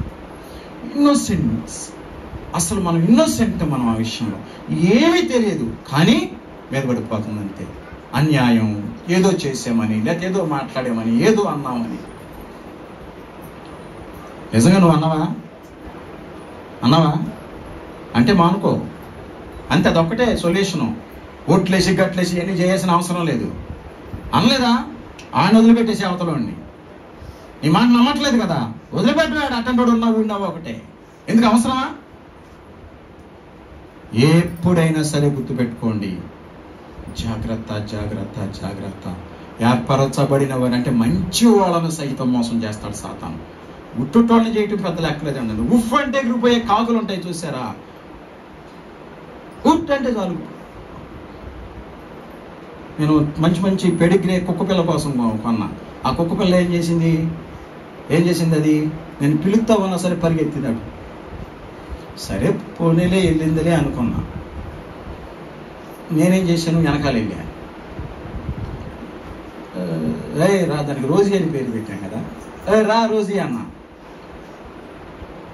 ఇంకా పరిగెడుతుంది అది. ఆ రోజీ అన్నా, ఇంకా పరిగెడుతుంది. నేను అనుకున్నాను నా మాట వినపట్టలేదేమో అనుకున్నాను. నేనేమనుకున్నాను, రోజీ అన్నాను కదా, వినపడలేదేమో, అది ఊరి ఏదో చూసుకుంటూ వెళ్ళిపోతుందేమో, పరిగెడుతుంది అనుకున్నాను. రోజీ రా ఇటు అన్నా. నా వెనక చూసి ఇంకా పరిగెడుతుంది. ఈసారి చూసి పరిగెడుతుంది. ఓహో, అంటే ఇది డిసైడెడ్, దేనికి పారిపోవడానికి డిసైడెడ్. మనం ఎందుకు ఇంకా. సరే, రెండో రోజున ఏం చేశానంటే కారు ఎక్కించుకున్నా. అప్పుడు ఎవరున్నారు, మన గ్రేస్ వాళ్ళ పిల్లలు ఉన్నారు. రాజు అనుకుంటా, పిల్లడు, చిన్న పిల్లడు ఎక్కాడు. అయ్యారండి, పట్టుకోనా కుక్కల్ని? పట్టుకో. మరి నేను ఎక్కడ డ్రైవ్ చేస్తాను, నువ్వు పట్టుకోకపోతే. సరే, నెమ్మదిగా పట్టుకుని వెనకాల కూర్చున్నాడు. తీసుకెళ్ళి అక్కడికి నర్సాపురం, ఏదైతే ఎవరు అది జంక్షన్ అవతల పేరు అంటే నర్సాపురమా, నర్సాపేట, నర్సన్నపాలెం వెళ్ళా. ఇంకా ముందుకెళ్ళా. ఇక ఏం ఎడారిలాగా ఉంది, ఏం కనపడలేదు. సరే వదిలిపెట్టేయాను. సరే తీసి వదిలిపెట్టేశాడు. వదిలిపెట్టిన తర్వాత నేను మళ్ళీ వెనక్కి తిరిగి చూశాను. ఎట్లయినా పెంచిన ప్రేమ కదా, ఉంటుంది ఖచ్చితంగా, మళ్ళీ ఒకళ్ళు వస్తుందేమో వెనక్కి. అది ఇంకా పరిగెట్టడం. వదిలిపెట్టిన తర్వాత ఇక అనవసరం లేదనుకుంటాను. సరే కదా, దూరానికి వచ్చేస్తాను. అప్పుడు పరిగెత్తుకొస్తుందంట. మనోడు చెప్పాడు, పరిగెత్తుకొస్తుందండి వెనకాల. వదిలేసేయక, దానికి ఇచ్చిన ఛాన్స్ అయిపోయింది. ఇక ఎంత పరిగెత్తుద్ది ఖచ్చితంగా, రావాలి ఖచ్చితంగా. ఎందుకంటే నేను ప్రేమించినట్టు ఎవరు ప్రేమించడు దాన్ని. నేను తీసుకున్నట్టు జాగ్రత్త ఎవరు తీసుకోరు. నాకు తెలుసు ఆ సంగతి.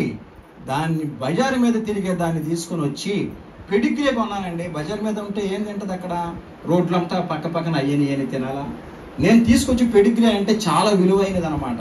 అది తీసుకొచ్చి పెడతంటే దానికి రోడ్డు మీద కావాల్సి వచ్చింది, పరిగెత్తింది. నేనేమో పొరపాటున నా మాట వెళ్ళలేదేమో అనుకున్నాను, కానీ నన్ను చూసి పరిగెడుతుంది. ఇంకసరికి నేనేం చేయను.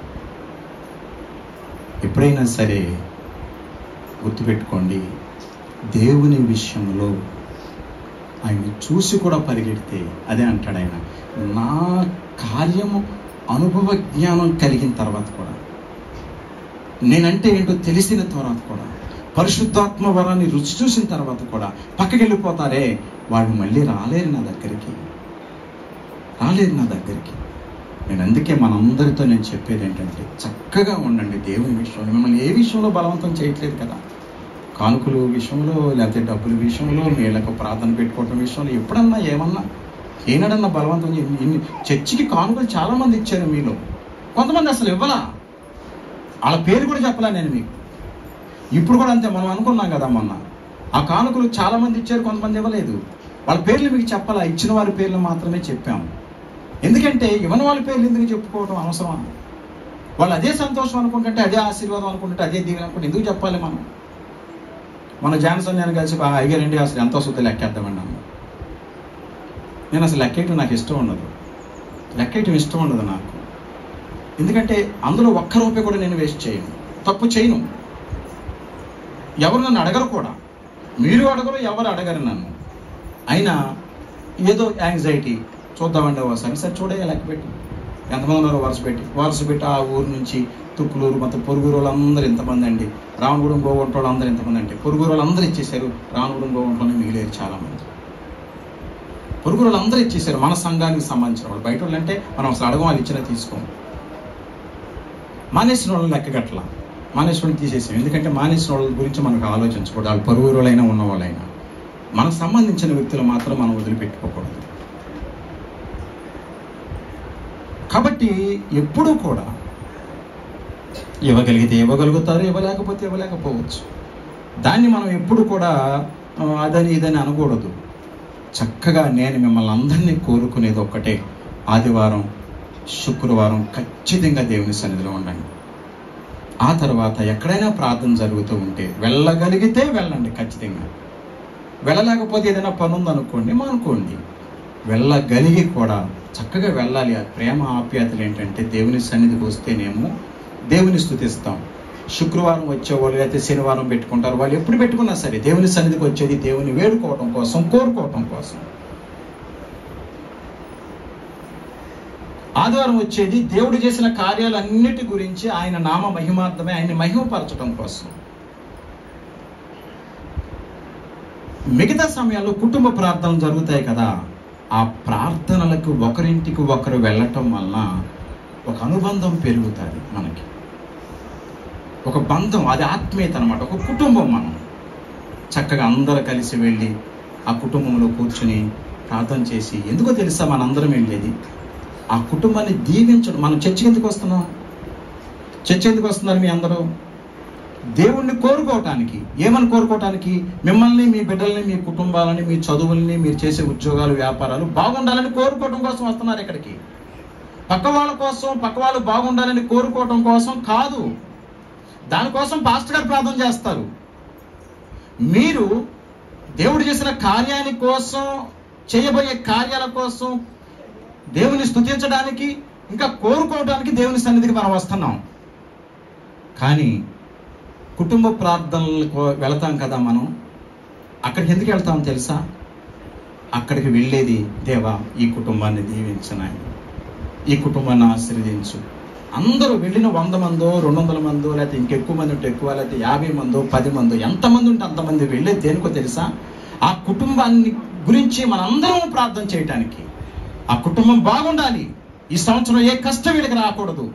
ఎక్కడైనా ఏదైనా పొరపాటు జరిగితే క్షమించండి నాయన, ఏమైనా మిమ్మల్ని నమ్ముకున్న బిడ్డలు కదా అని దేవుణ్ణి ప్రాధేయపడటం కోసం వెళతాం మనం. అది ఆశీర్వాదం. ఎట్లా తెలుసా? వాళ్ళకి ఆశీర్వాదమే, మనకి ఆశీర్వాదమే. దేవుడు అంటాడు, మీరు స్వస్థత పొందినట్లు ఒకరి కోసం ఒకరు ప్రార్థన చేసుకోండి, మీరు దీవించబడినట్లు ఒకరి కోసం ఒకరు ప్రార్థన చేసుకోండి. నా బిడ్డలు బాగుండాలంటే నేను మీ బిడ్డల గురించి ప్రార్థన చేయాలి. నా కుటుంబం బాగుండాలంటే మీ కుటుంబం గురించి ప్రార్థన చేయాలి. నేను ఆరోగ్యంగా ఉండాలంటే మీ ఆరోగ్యం గురించి ప్రార్థన చేయాలి. ఒకరికొకరు. అందుకోసమే కుటుంబం ప్రార్థనలకు మనం వెళ్ళేది. నేను అందుకే చెప్తున్నాను, కుటుంబం ప్రార్థనలు పెట్టేటప్పుడు ఖర్చు ఎక్కువ పెట్టుకోకండి, సింపుల్గా పెట్టుకోండి. అందరూ చక్కగా వెళ్ళండి. ఎంతసేపు ఉంటుంది ప్రార్థన? 1 గంట 2 గంటలు కదా. చక్కగా సంతోషంగా వెళతాం. వాళ్ళందరూ చక్కగా వాళ్ళు కుటుంబ సభ్యులు వచ్చే వాళ్ళని ఇన్వైట్ చేసాము, ఆడు కూర్చొని అని చెప్పి, అది ఎంత చక్కని వాతావరణమో తెలుసా? అది ఎంత మనలందరూ చేస్తారులే. పౌలు రాజు గారితో సహితం ప్రార్థన జరుగుతుంటే బయట ఆ రోడ్డు మీద నిలబడి ఉంటారు ఆయన. నాకు ఎంత సంతోషం తెలుసా? పెద్ద ఆయనండి ఆయన, పెద్ద వ్యక్తి అండి. మనందరికీ ఒక పెద్ద దిక్కు లాంటి వాడు ఆయన. నాన్నగారు ఉన్న దగ్గర నుంచి ఒక విలువైన వ్యక్తి. నాన్నగారు ఎక్కడికి వెళ్ళినా పౌలు రాజు గారు వస్తున్నారంటే ఆయనకి చాలా సంతోషం. ఆయన తీసుకెళ్ళారు అబ్రహాం గారు. వీళ్ళు విలువైన వ్యక్తులు. అంటే మిగతా వాళ్ళు కూడా వస్తారు కానీ బలహీనత లేకపోతే బాధ్యతలు పనులు ఏముండి వాళ్ళని తీసుకురాకపోవచ్చు. అలాంటి వ్యక్తి ఏంటంటే గౌరవం. అది గౌరవం. నా ఇంటికి నా బిడ్డలందరూ వస్తున్నారు, మా చర్చి మెంబర్స్ అందరూ వస్తున్నారు, లేకపోతే నేను పిలిచిన వాళ్ళందరూ వస్తున్నారు, నేను గుమ్మంలో ఉండి వారిని ఆహ్వానించి పైకి పంపించాలి. మీరు కూడా అలాగే చేయాలి. మీరు చేస్తారు. కొంతమందికి తెలియక అట్లా ఉంటారు. అందరినీ, నన్నే కాదు, నేను వచ్చినప్పుడు ఖచ్చితంగా మీరు వస్తున్నారు, కానీ మీ ప్రార్థన మొదలవటంతో, టైం మొదలవటంతో గుమ్మం దగ్గర ఉండాలి, ఇన్వైట్ చేయాలి. భార్య భర్తలు ఇద్దరు అనుకో, ఒకడు అక్కడ ఉండాలి, ఒకడు వచ్చిన వాళ్ళని చదువుకోవాలి లోపల. మరి ఇద్దరు అక్కడ ఉంటే ఇక్కడ లోపల చదువుకోలేరు కదా. అట్లా ఖచ్చితంగా మనం పెట్టుకోవాలి. అదేంటంటే విలువ. మనము సంఘానికి ఇచ్చే విలువ, దేవునికి ఇచ్చే విలువ. నా దేవుడు నా ఇంటికి వస్తున్నాడు, నా కుటుంబాన్ని ఆశీర్వదించమని కోరుకోవటానికి నా సంఘ బిడ్డలు అందరూ వస్తున్నారు. నేను వారిని గౌరవించాలి, వారిని ఆహ్వానించాలి. ఎప్పుడైనా సరే అది గుర్తుపెట్టుకోండి. అట్లా ఆహ్వానించాలి. వచ్చిన వారికి మీకు ఏదైతే పెట్టగలరో అదే పెట్టండి. ఎక్కువ వద్దు, ఎక్కువ పెట్టుకోలేము. అలా పెట్టుకుంటే ప్రతి సంవత్సరం పెట్టలేరు. ఒక సంవత్సరం పెట్టి 10 సంవత్సరాల దాకా పెట్టరు ప్రార్థన కొంతమంది. ఎందుకంటే బాగా ఖర్చు పెట్టేస్తారు. అప్పుడే ఆ అప్పులన్నీ తీరాలి, లేకపోతే ఆ ఖర్చు అంతా మళ్ళీ తగ్గిపోవాలి, లేకపోతే ఇంట్లో వాళ్ళు అంటారు వీళ్ళు అంటారు ఇవన్నీ ఎందుకు వచ్చిందిలే బాబు కామ్గా కూర్చుందాంలే, ఆ పాస్టర్ గారు అట్టగే ప్రార్థన పెట్టుకోమంటారు, ఆయనకి ఏం తెలుసులే. చివరి గారికి ఎక్కడికి వస్తుంది? పాస్టర్ గారికి ఏం తెలుసు అన్న దగ్గరికి వస్తుంది చివరి.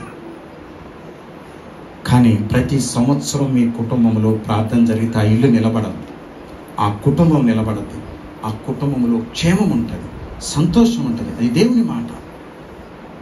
అందరూ వెళ్ళాలి. మ్యాక్సిమం ఏం పెడతారన్నది కాదు.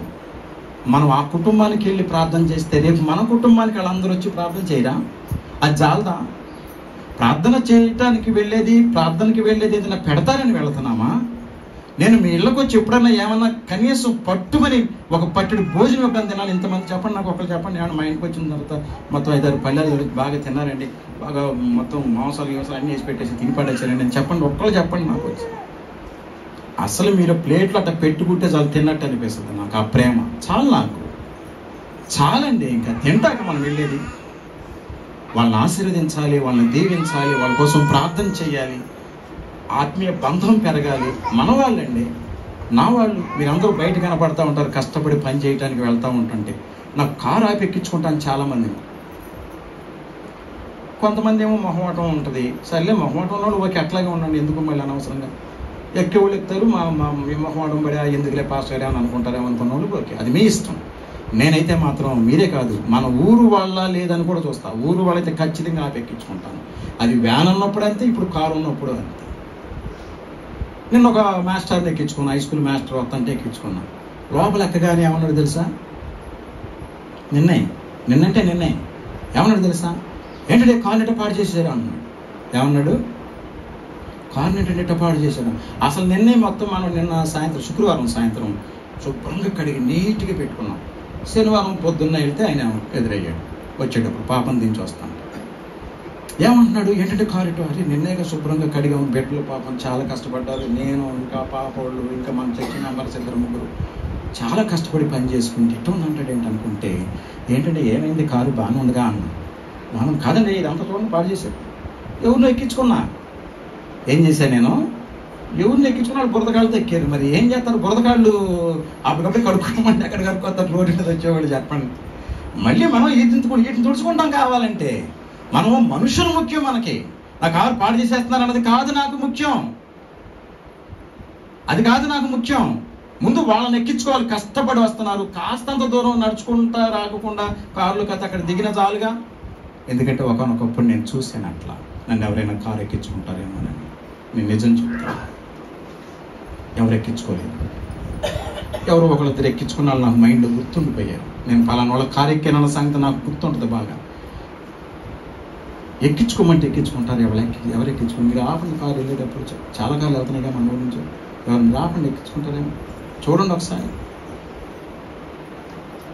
నేను అట్లా కాదు, నేను అసలు మనిషిని చూడను. వాళ్ళు ఎట్లా ఉన్నా పర్వాలా, వాళ్ళు బురదతో ఉన్నా సరే పర్వాలేదు, నేను ఎక్కించుకుంటా ఖచ్చితంగా. తర్వాత కడుక్కుంటాను నేను కావాలంటే దాన్ని. నా వాళ్ళు నాకు ముఖ్యం, అంతే. నా వాళ్ళు నాకు ముఖ్యం. దేవుడు ఈ కారు సంఘానికి ఇచ్చాడు, నాకు కాదు. సంఘానికి ఇచ్చాడు. దేవుని సంఘానికి ఆ కారు. దేవుడు, నేను సంఘాన్ని ప్రేమిస్తాను కాబట్టి దేవుడు సంఘానికి ఇచ్చాడు. నేను ఒకవేళ వెళ్ళేటప్పుడు ఖచ్చితంగా ఎవరైనా సరే, అది నా ఉద్దేశం. ఎప్పుడైనా సరే చక్కగా మనకున్న దానిలో ఎదుటి వారికి మనం ఏం చేస్తున్నామో చూసుకోండి. మీరు ప్రేమించండి. మీ అందరు కారులో తిరగాలని నాకు ఆశ. మీ అందరంటే మీ పిల్లలు. ఇక మీరు తిరిగే ఛాన్స్ ఎక్కడ ఉంది? నేను ఒకవేళ చెప్పిన అయ్యో దొంగ మాటలాగా ఉంటాయి కానీ ఏదో ముఖస్థితి కోసం మాట్లాడే మాటలు కానీ నిజమైన మాటలైనా, మీరు కార్లు కొనాలి, కారులో తిరగాలి అన్నాను అనుకోండి, మీరు ఏమనుకుంటారు మనసులో? చూసావా ఎట్లా అంటున్నాడు ఈయన అనుకుంటారా?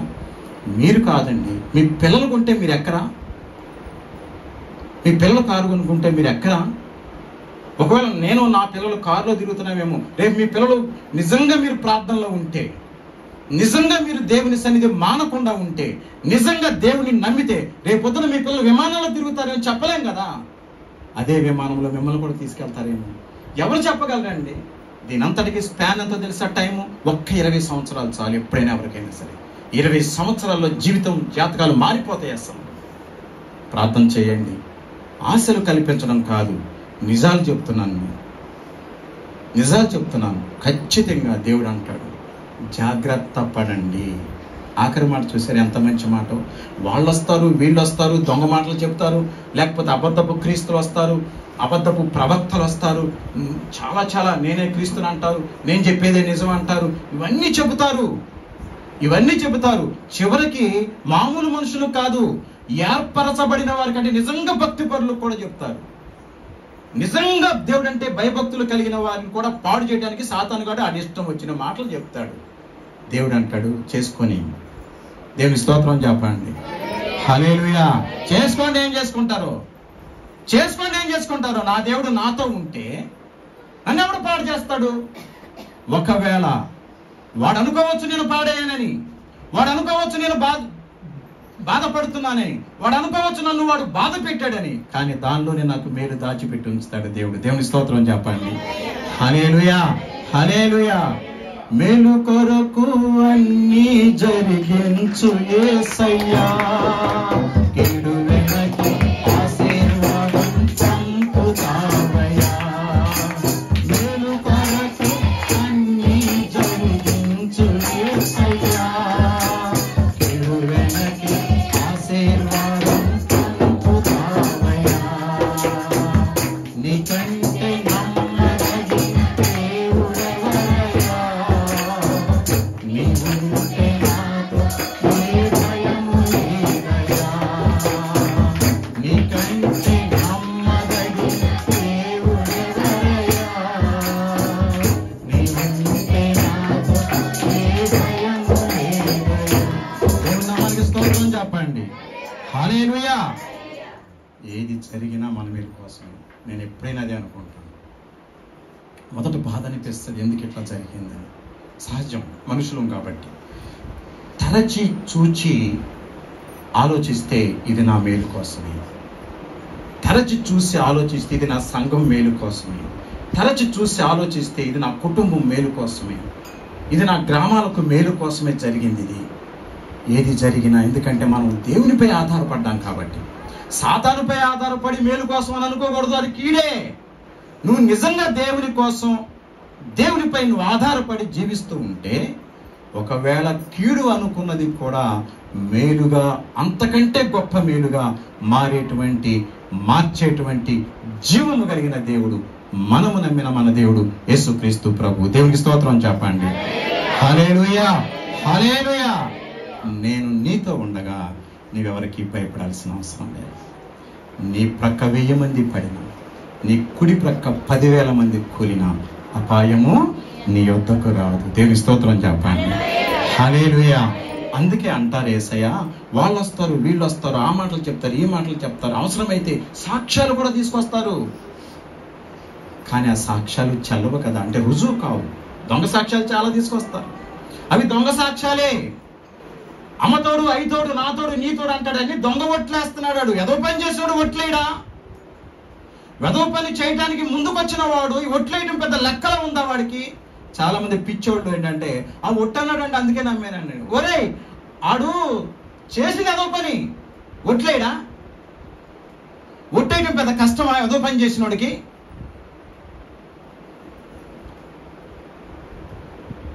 నిజంగా ఒక మంచి మనిషి అయితే తప్పు పని చేయడు. ఎవరైనా తప్పు అని అంటే దానికి ఎక్స్ప్లెనేషన్ ఇవ్వాల్సిన అవసరం కూడా లేదు.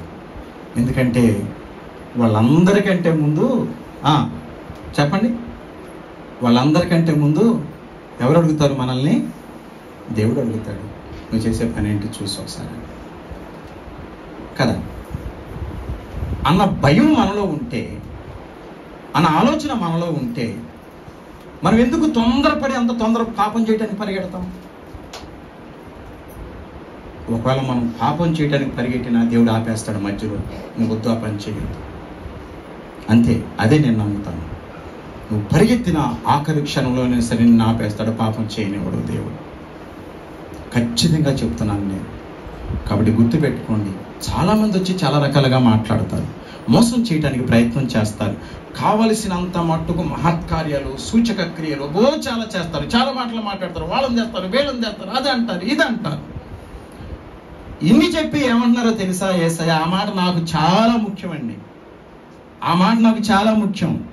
సూచక క్రియలను మహత్కార్యములను అగపరిచెదరు. ఓకే, ఇవన్నీ చేస్తారు, ఇవన్నీ చేస్తారు, ఇవన్నీ చేస్తారు. మీరు జాగ్రత్తగా ఉండుడి.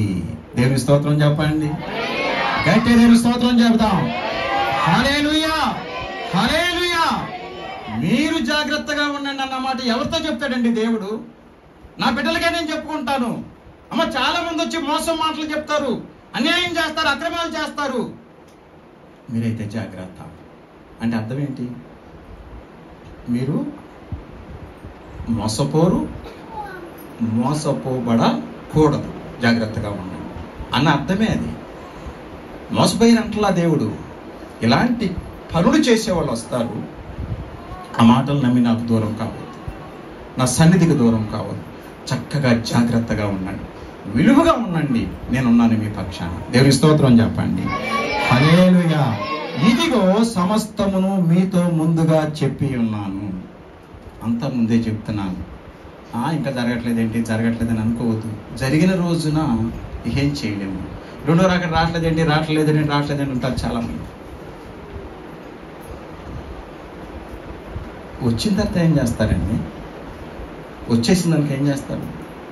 ఇక్కడ ఉండేవాళ్ళు ఉండిపోతారు, వెళ్ళేవాళ్ళు వెళ్ళిపోతారు. ఆ తర్వాత ఇంకేం చేయటానికి లేదు ఇక మనుషులకి. అక్కడేమో విందు జరుగుతూ ఉంటుంది, ఉండిపోయిన వాళ్ళకి శ్రమలు జరుగుతూ ఉంటాయి. అక్కడేమో విందు జరుగుతూ ఉంటుంది వెళ్ళిన వాళ్ళందరికీ. 7 ఏండ్లు పరిశుద్ధులకు విందవుతుంది, 7 ఏండ్లు పరిశుద్ధులకు విందవుతుంది.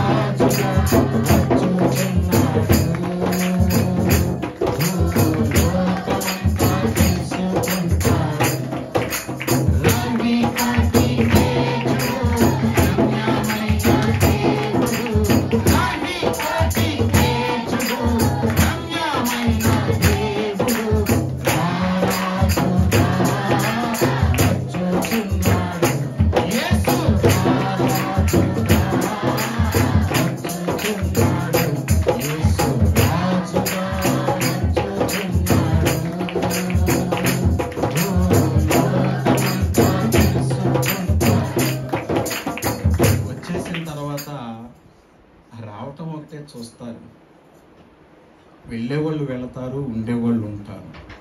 వెళ్ళిన వాళ్ళకేమో విలువైన విందు జరుగుతుందట, ఉన్న వాళ్ళకి కఠినమైన కష్టకాలం, శ్రమల కాలం. అప్పుడు నేను వాక్యం వింటానని పరిగెడితే సువార్త మోయబడుతుందట. చెప్పేవారు ఉండరు ఇక. మంచోళ్ళందరూ వెళ్ళిపోతే ఇక చెప్పేది ఎవరండి? మిగిలిన వాళ్ళు ఎవరు? నాకు వద్దు ఈ వాక్యం, నాకు యేసయ్య వద్దు, నాకు ఈ వాక్యం వద్దు, నాకు ఇష్టం ఉండదు, నేను గుడికి రాను, నేను అప్పుడప్పుడు వస్తాను, లేకపోతే ఇంకో వాళ్ళేగా మిగిలేది. అమ్మా రారా, అరే గుడికి రారా, నానా గుడికి రారా, నీ తెలవదురా, ఏదైనా ప్రాబ్లం అయితే చచ్చిపోతాంరా, మనం వాక్యం చెప్తుందిరా, ప్రభువుని నమ్ముకున్నాం కదా, అట్టట్టట్ట ఇప్పుడే పైకి వెళ్తున్నావురా, నువ్వు కూడా పైకి రావాలి, మనం పైకి వెళ్ళాలి, ఉన్నతమైన స్థితి పొందుకోవాలరా, మీరు చక్కని బిడ్డలుగా ఎదగాలరా, రెండ్రా అని చెబుతూ ఉంటే, లేకపోతే రెండమ్మా అని చెబుతూ ఉంటే పక్కన వాళ్ళని వీళ్ళని, అప్పుడు మాట వినక దేవుని రాకడ ఎప్పుడో వస్తుంది అనుకుంటూ ఒక ప్రక్కన ఏదో అప్పుడప్పుడు ఆ మాటలు ఈ మాటలు విన్నవాళ్ళు ఇవాళ రాకడ వచ్చేసిన తర్వాత ఈ చెప్పే వాళ్ళందరూ ఉన్నారే, వెళ్ళిపోతారు. వాళ్ళు ఎందుకుంటారు? వెళ్ళిపోతారు వాళ్ళు. మన అమ్మాయినా నాన్నైనా వెళ్ళిపోతారు, మనం మొదలుపెట్టి. పాస్టర్ గారు వెళ్ళిపోతారు, సంఘ పెద్దలు వెళ్ళిపోతారు, సంఘస్థులు వెళ్ళిపోతారు. ఇంకా చెప్పేవాళ్ళు ఎవరు ఉంటారు? ఈ సువార్త మోయబడును, వాక్యమే కరువు అవుతుంది, శ్రమలు పెరిగిపోతాయి రోజు రోజుకి. కాబట్టి ఆ రోజులను గుర్తుపెట్టుకుని ఇంకా దేవుని రాకడ ఆలస్యమైతే బాగుండని కోరుకోవాలి మన బిడ్డల కోసం. కాస్త ఆలస్యమైతే బాగుండు, నా బిడ్డ ఎలాగోలా దేవుని సన్నిధికి వచ్చేస్తాడు, అది మనం చేయాలి. ఎప్పుడొస్తాడు రా దేవుడు అనుకుంటే నువ్వు చేసే అదో పనులు మానతావా? ఇంకా నువ్వు చేసే అదో పనులు మానకుండా ఉండడానికి ఈ మాటలు మాట్లాడుతున్నావు. ఎప్పుడొస్తాడు దేవుడు, ఎప్పటి నుంచో చెప్తున్నారు. ఇంకా గట్టిగా మనం మాట్లాడాలంటే, ఒకవేళ యేసయ్య రాకడ లేట్ అవుతున్నా మన వాళ్ళు వెళ్ళిపోవట్లేదా కళ్ళ ముందే? అది కూడా క్లోజేగా జీవితం. ఆయన రాకడ లేట్ అయితే అవ్వచ్చు గాక, మనం చచ్చిపోతున్నాంగా, కళ్ళ ముందే చచ్చిపోతున్నారుగా. పోనీ 70 సంవత్సరాలు 80 సంవత్సరాల వరకు గ్యారంటీకి బతుకుతాలి, ఈ లోపు ఎప్పటికప్పుడు ఆకరణ ఊరిన వేలు ముద్ర ఎత్తాలి లాస్ట్ అంటానికి. 70 సంవత్సరాలు లేదు, 80 సంవత్సరాలు లేదు, 50 లేదు, 10 లేదు, 20 లేదు, ఎప్పుడు చచ్చిపోతున్నారో తెలియట్లేదు కదా. జాగ్రత్తగా ఉండొద్దా? తెలిసిన వాళ్ళు, తెలియని వాళ్ళంటే వాళ్ళకి తెలియదు, వాళ్ళ గురించి మనం మాట్లాడం. తెలిసిన వాళ్ళు జాగ్రత్తగా ఉండొద్దా? అందుకే యేసయ్య అంటున్నారు, చాలా మంది అసలు వాళ్ళని వీళ్ళని మోసం చేయడం కాదు, ఏర్పరచబడిన వారినే మోసం చేయడానికి సాతానుగాడు ప్రయత్నం చేస్తాడు. ఎందుకులే గుడి ఎందుకులే, నేను రాను, ఎవరితోనో గొడవ పెట్టుకుంటాడు. ఆఖరణ వద్దామని మొత్తం డ్రెస్అప్ అయ్యి మంచి మంచి బట్టలు వేసుకుని శుభ్రంగా స్నానాలు చేసి ఆడెవరితోనో పోటాడు పెట్టుకుని, నేను రాను, నాకు రాబట్లా, నా మనసు ఒప్పుకోట్లా, గుడికి రాను. వేషాలు కాకపోతే ఏంటి? వేషాలు కాకపోతే ఏంటి? గుడికి వాడి కోసం వస్తున్నావా, వీడి కోసం వస్తున్నావా, ఇంకోటి కోసం వస్తున్నావా? ఎవరి కోసం వస్తున్నావు? నీ కోసం, నీ బిడ్డల కోసం దేవుని సన్నిధికి వస్తే ఎవరో ఏదో అన్నారని మానేస్తానంటావేంటి? ఎవరి మీద చెప్తావేంటి నువ్వు? అసలు ఎట్టి పరిస్థితులలో కూడా మనము దేవుని సన్నిధికి వెళ్ళేది మన కోసం, మన బిడ్డల కోసం. గుర్తుపెట్టుకోండి ఈ విషయాన్ని. దేవుడు అంటున్నారు, చాలా మంచి వారిని సైతం మోసం చేయడానికి సాతానుగాడు ప్రయత్నం చేస్తాడు. కాబట్టి ఎట్టి పరిస్థితుల్లో మీరు జాగ్రత్త. దేవుని స్తోత్రం చెప్పండి. మీరు జాగ్రత్తగా ఉండు. దేవుని స్తోత్రం చెప్పండి. మీరు జాగ్రత్తగా ఉండండి. దేవుని స్తోత్రం చెప్పండి. చక్కని మన దేవుడు మనల్ని ఎప్పుడు తప్పు పట్టడండి. జాగ్రత్తలు చెప్తున్నారంతే. ఆ జాగ్రత్తల్లో ఉన్నంత కాలం విలువైన స్థితిని మనం పొందుకుంటాం, మన బిడ్డలు పొందుకుంటారు. తప్పులు ఏదైనా జరుగుతూ ఉంటే సరి చేసుకోవాలి. తప్పు చేయటం లేదు మేము అనుకున్న వాళ్ళు మరింత జాగ్రత్తగా ఉంటే దేవుడు అద్భుత కార్యాలు త్వరలో జరుగుతాయి, మన కుటుంబంలో త్వరలో జరుగుతాయి. అట్టి స్థితి దేవుడు మనకు, మన బిడ్డలకు, మన కుటుంబాలకు అనుగ్రహించునుగాక. ఆమేన్. ప్రార్థన చేసుకుందాం. మా దేవుడైన యేసుక్రీస్తు ప్రభువు, మీ పవిత్రమైన పాదాలకు వందనాలు. చక్కని మీ మాటలను బట్టి మీకు స్తోత్రాలయ్యా. ఎవరో వస్తారు, ఏదో చేస్తారు, మోసం చేస్తారు, జాగ్రత్త అని తల్లులు తమ బిడ్డలకు చెప్పుకున్నట్లుగా తండ్రి అయిన మీరు మాతో మాట్లాడుతున్నందుకు మీ పాదాలకు వందనాలయ్యా. మీ మాటలు జాగ్రత్తగా విని మీ దీవెనలు పొందుకొని ఆ దీవెనలు మాకు, మా బిడ్డలకు, మా కుటుంబాలకు, మా బంధువర్గాలకు, స్నేహితులకు, శ్రేయోభిలాషులకు, మా చుట్టూ ఉన్న వారికి, మా గ్రామాలకు, మా రాష్ట్రానికి, మా దేశానికి, ఈ లోకానికి పంచుకునే బాధ్యత మా అందరికీ మీరు ఇస్తున్నందుకు మీకు స్తోత్రాలు చెల్లించుకుంటున్నాం. యేసు నామములో ప్రార్థన చేస్తున్నాము తండ్రి. ఆమేన్. దేవుని నామానికి స్తోత్రం చెబుదాం. హల్లెలూయా, హల్లెలూయా, హల్లెలూయా.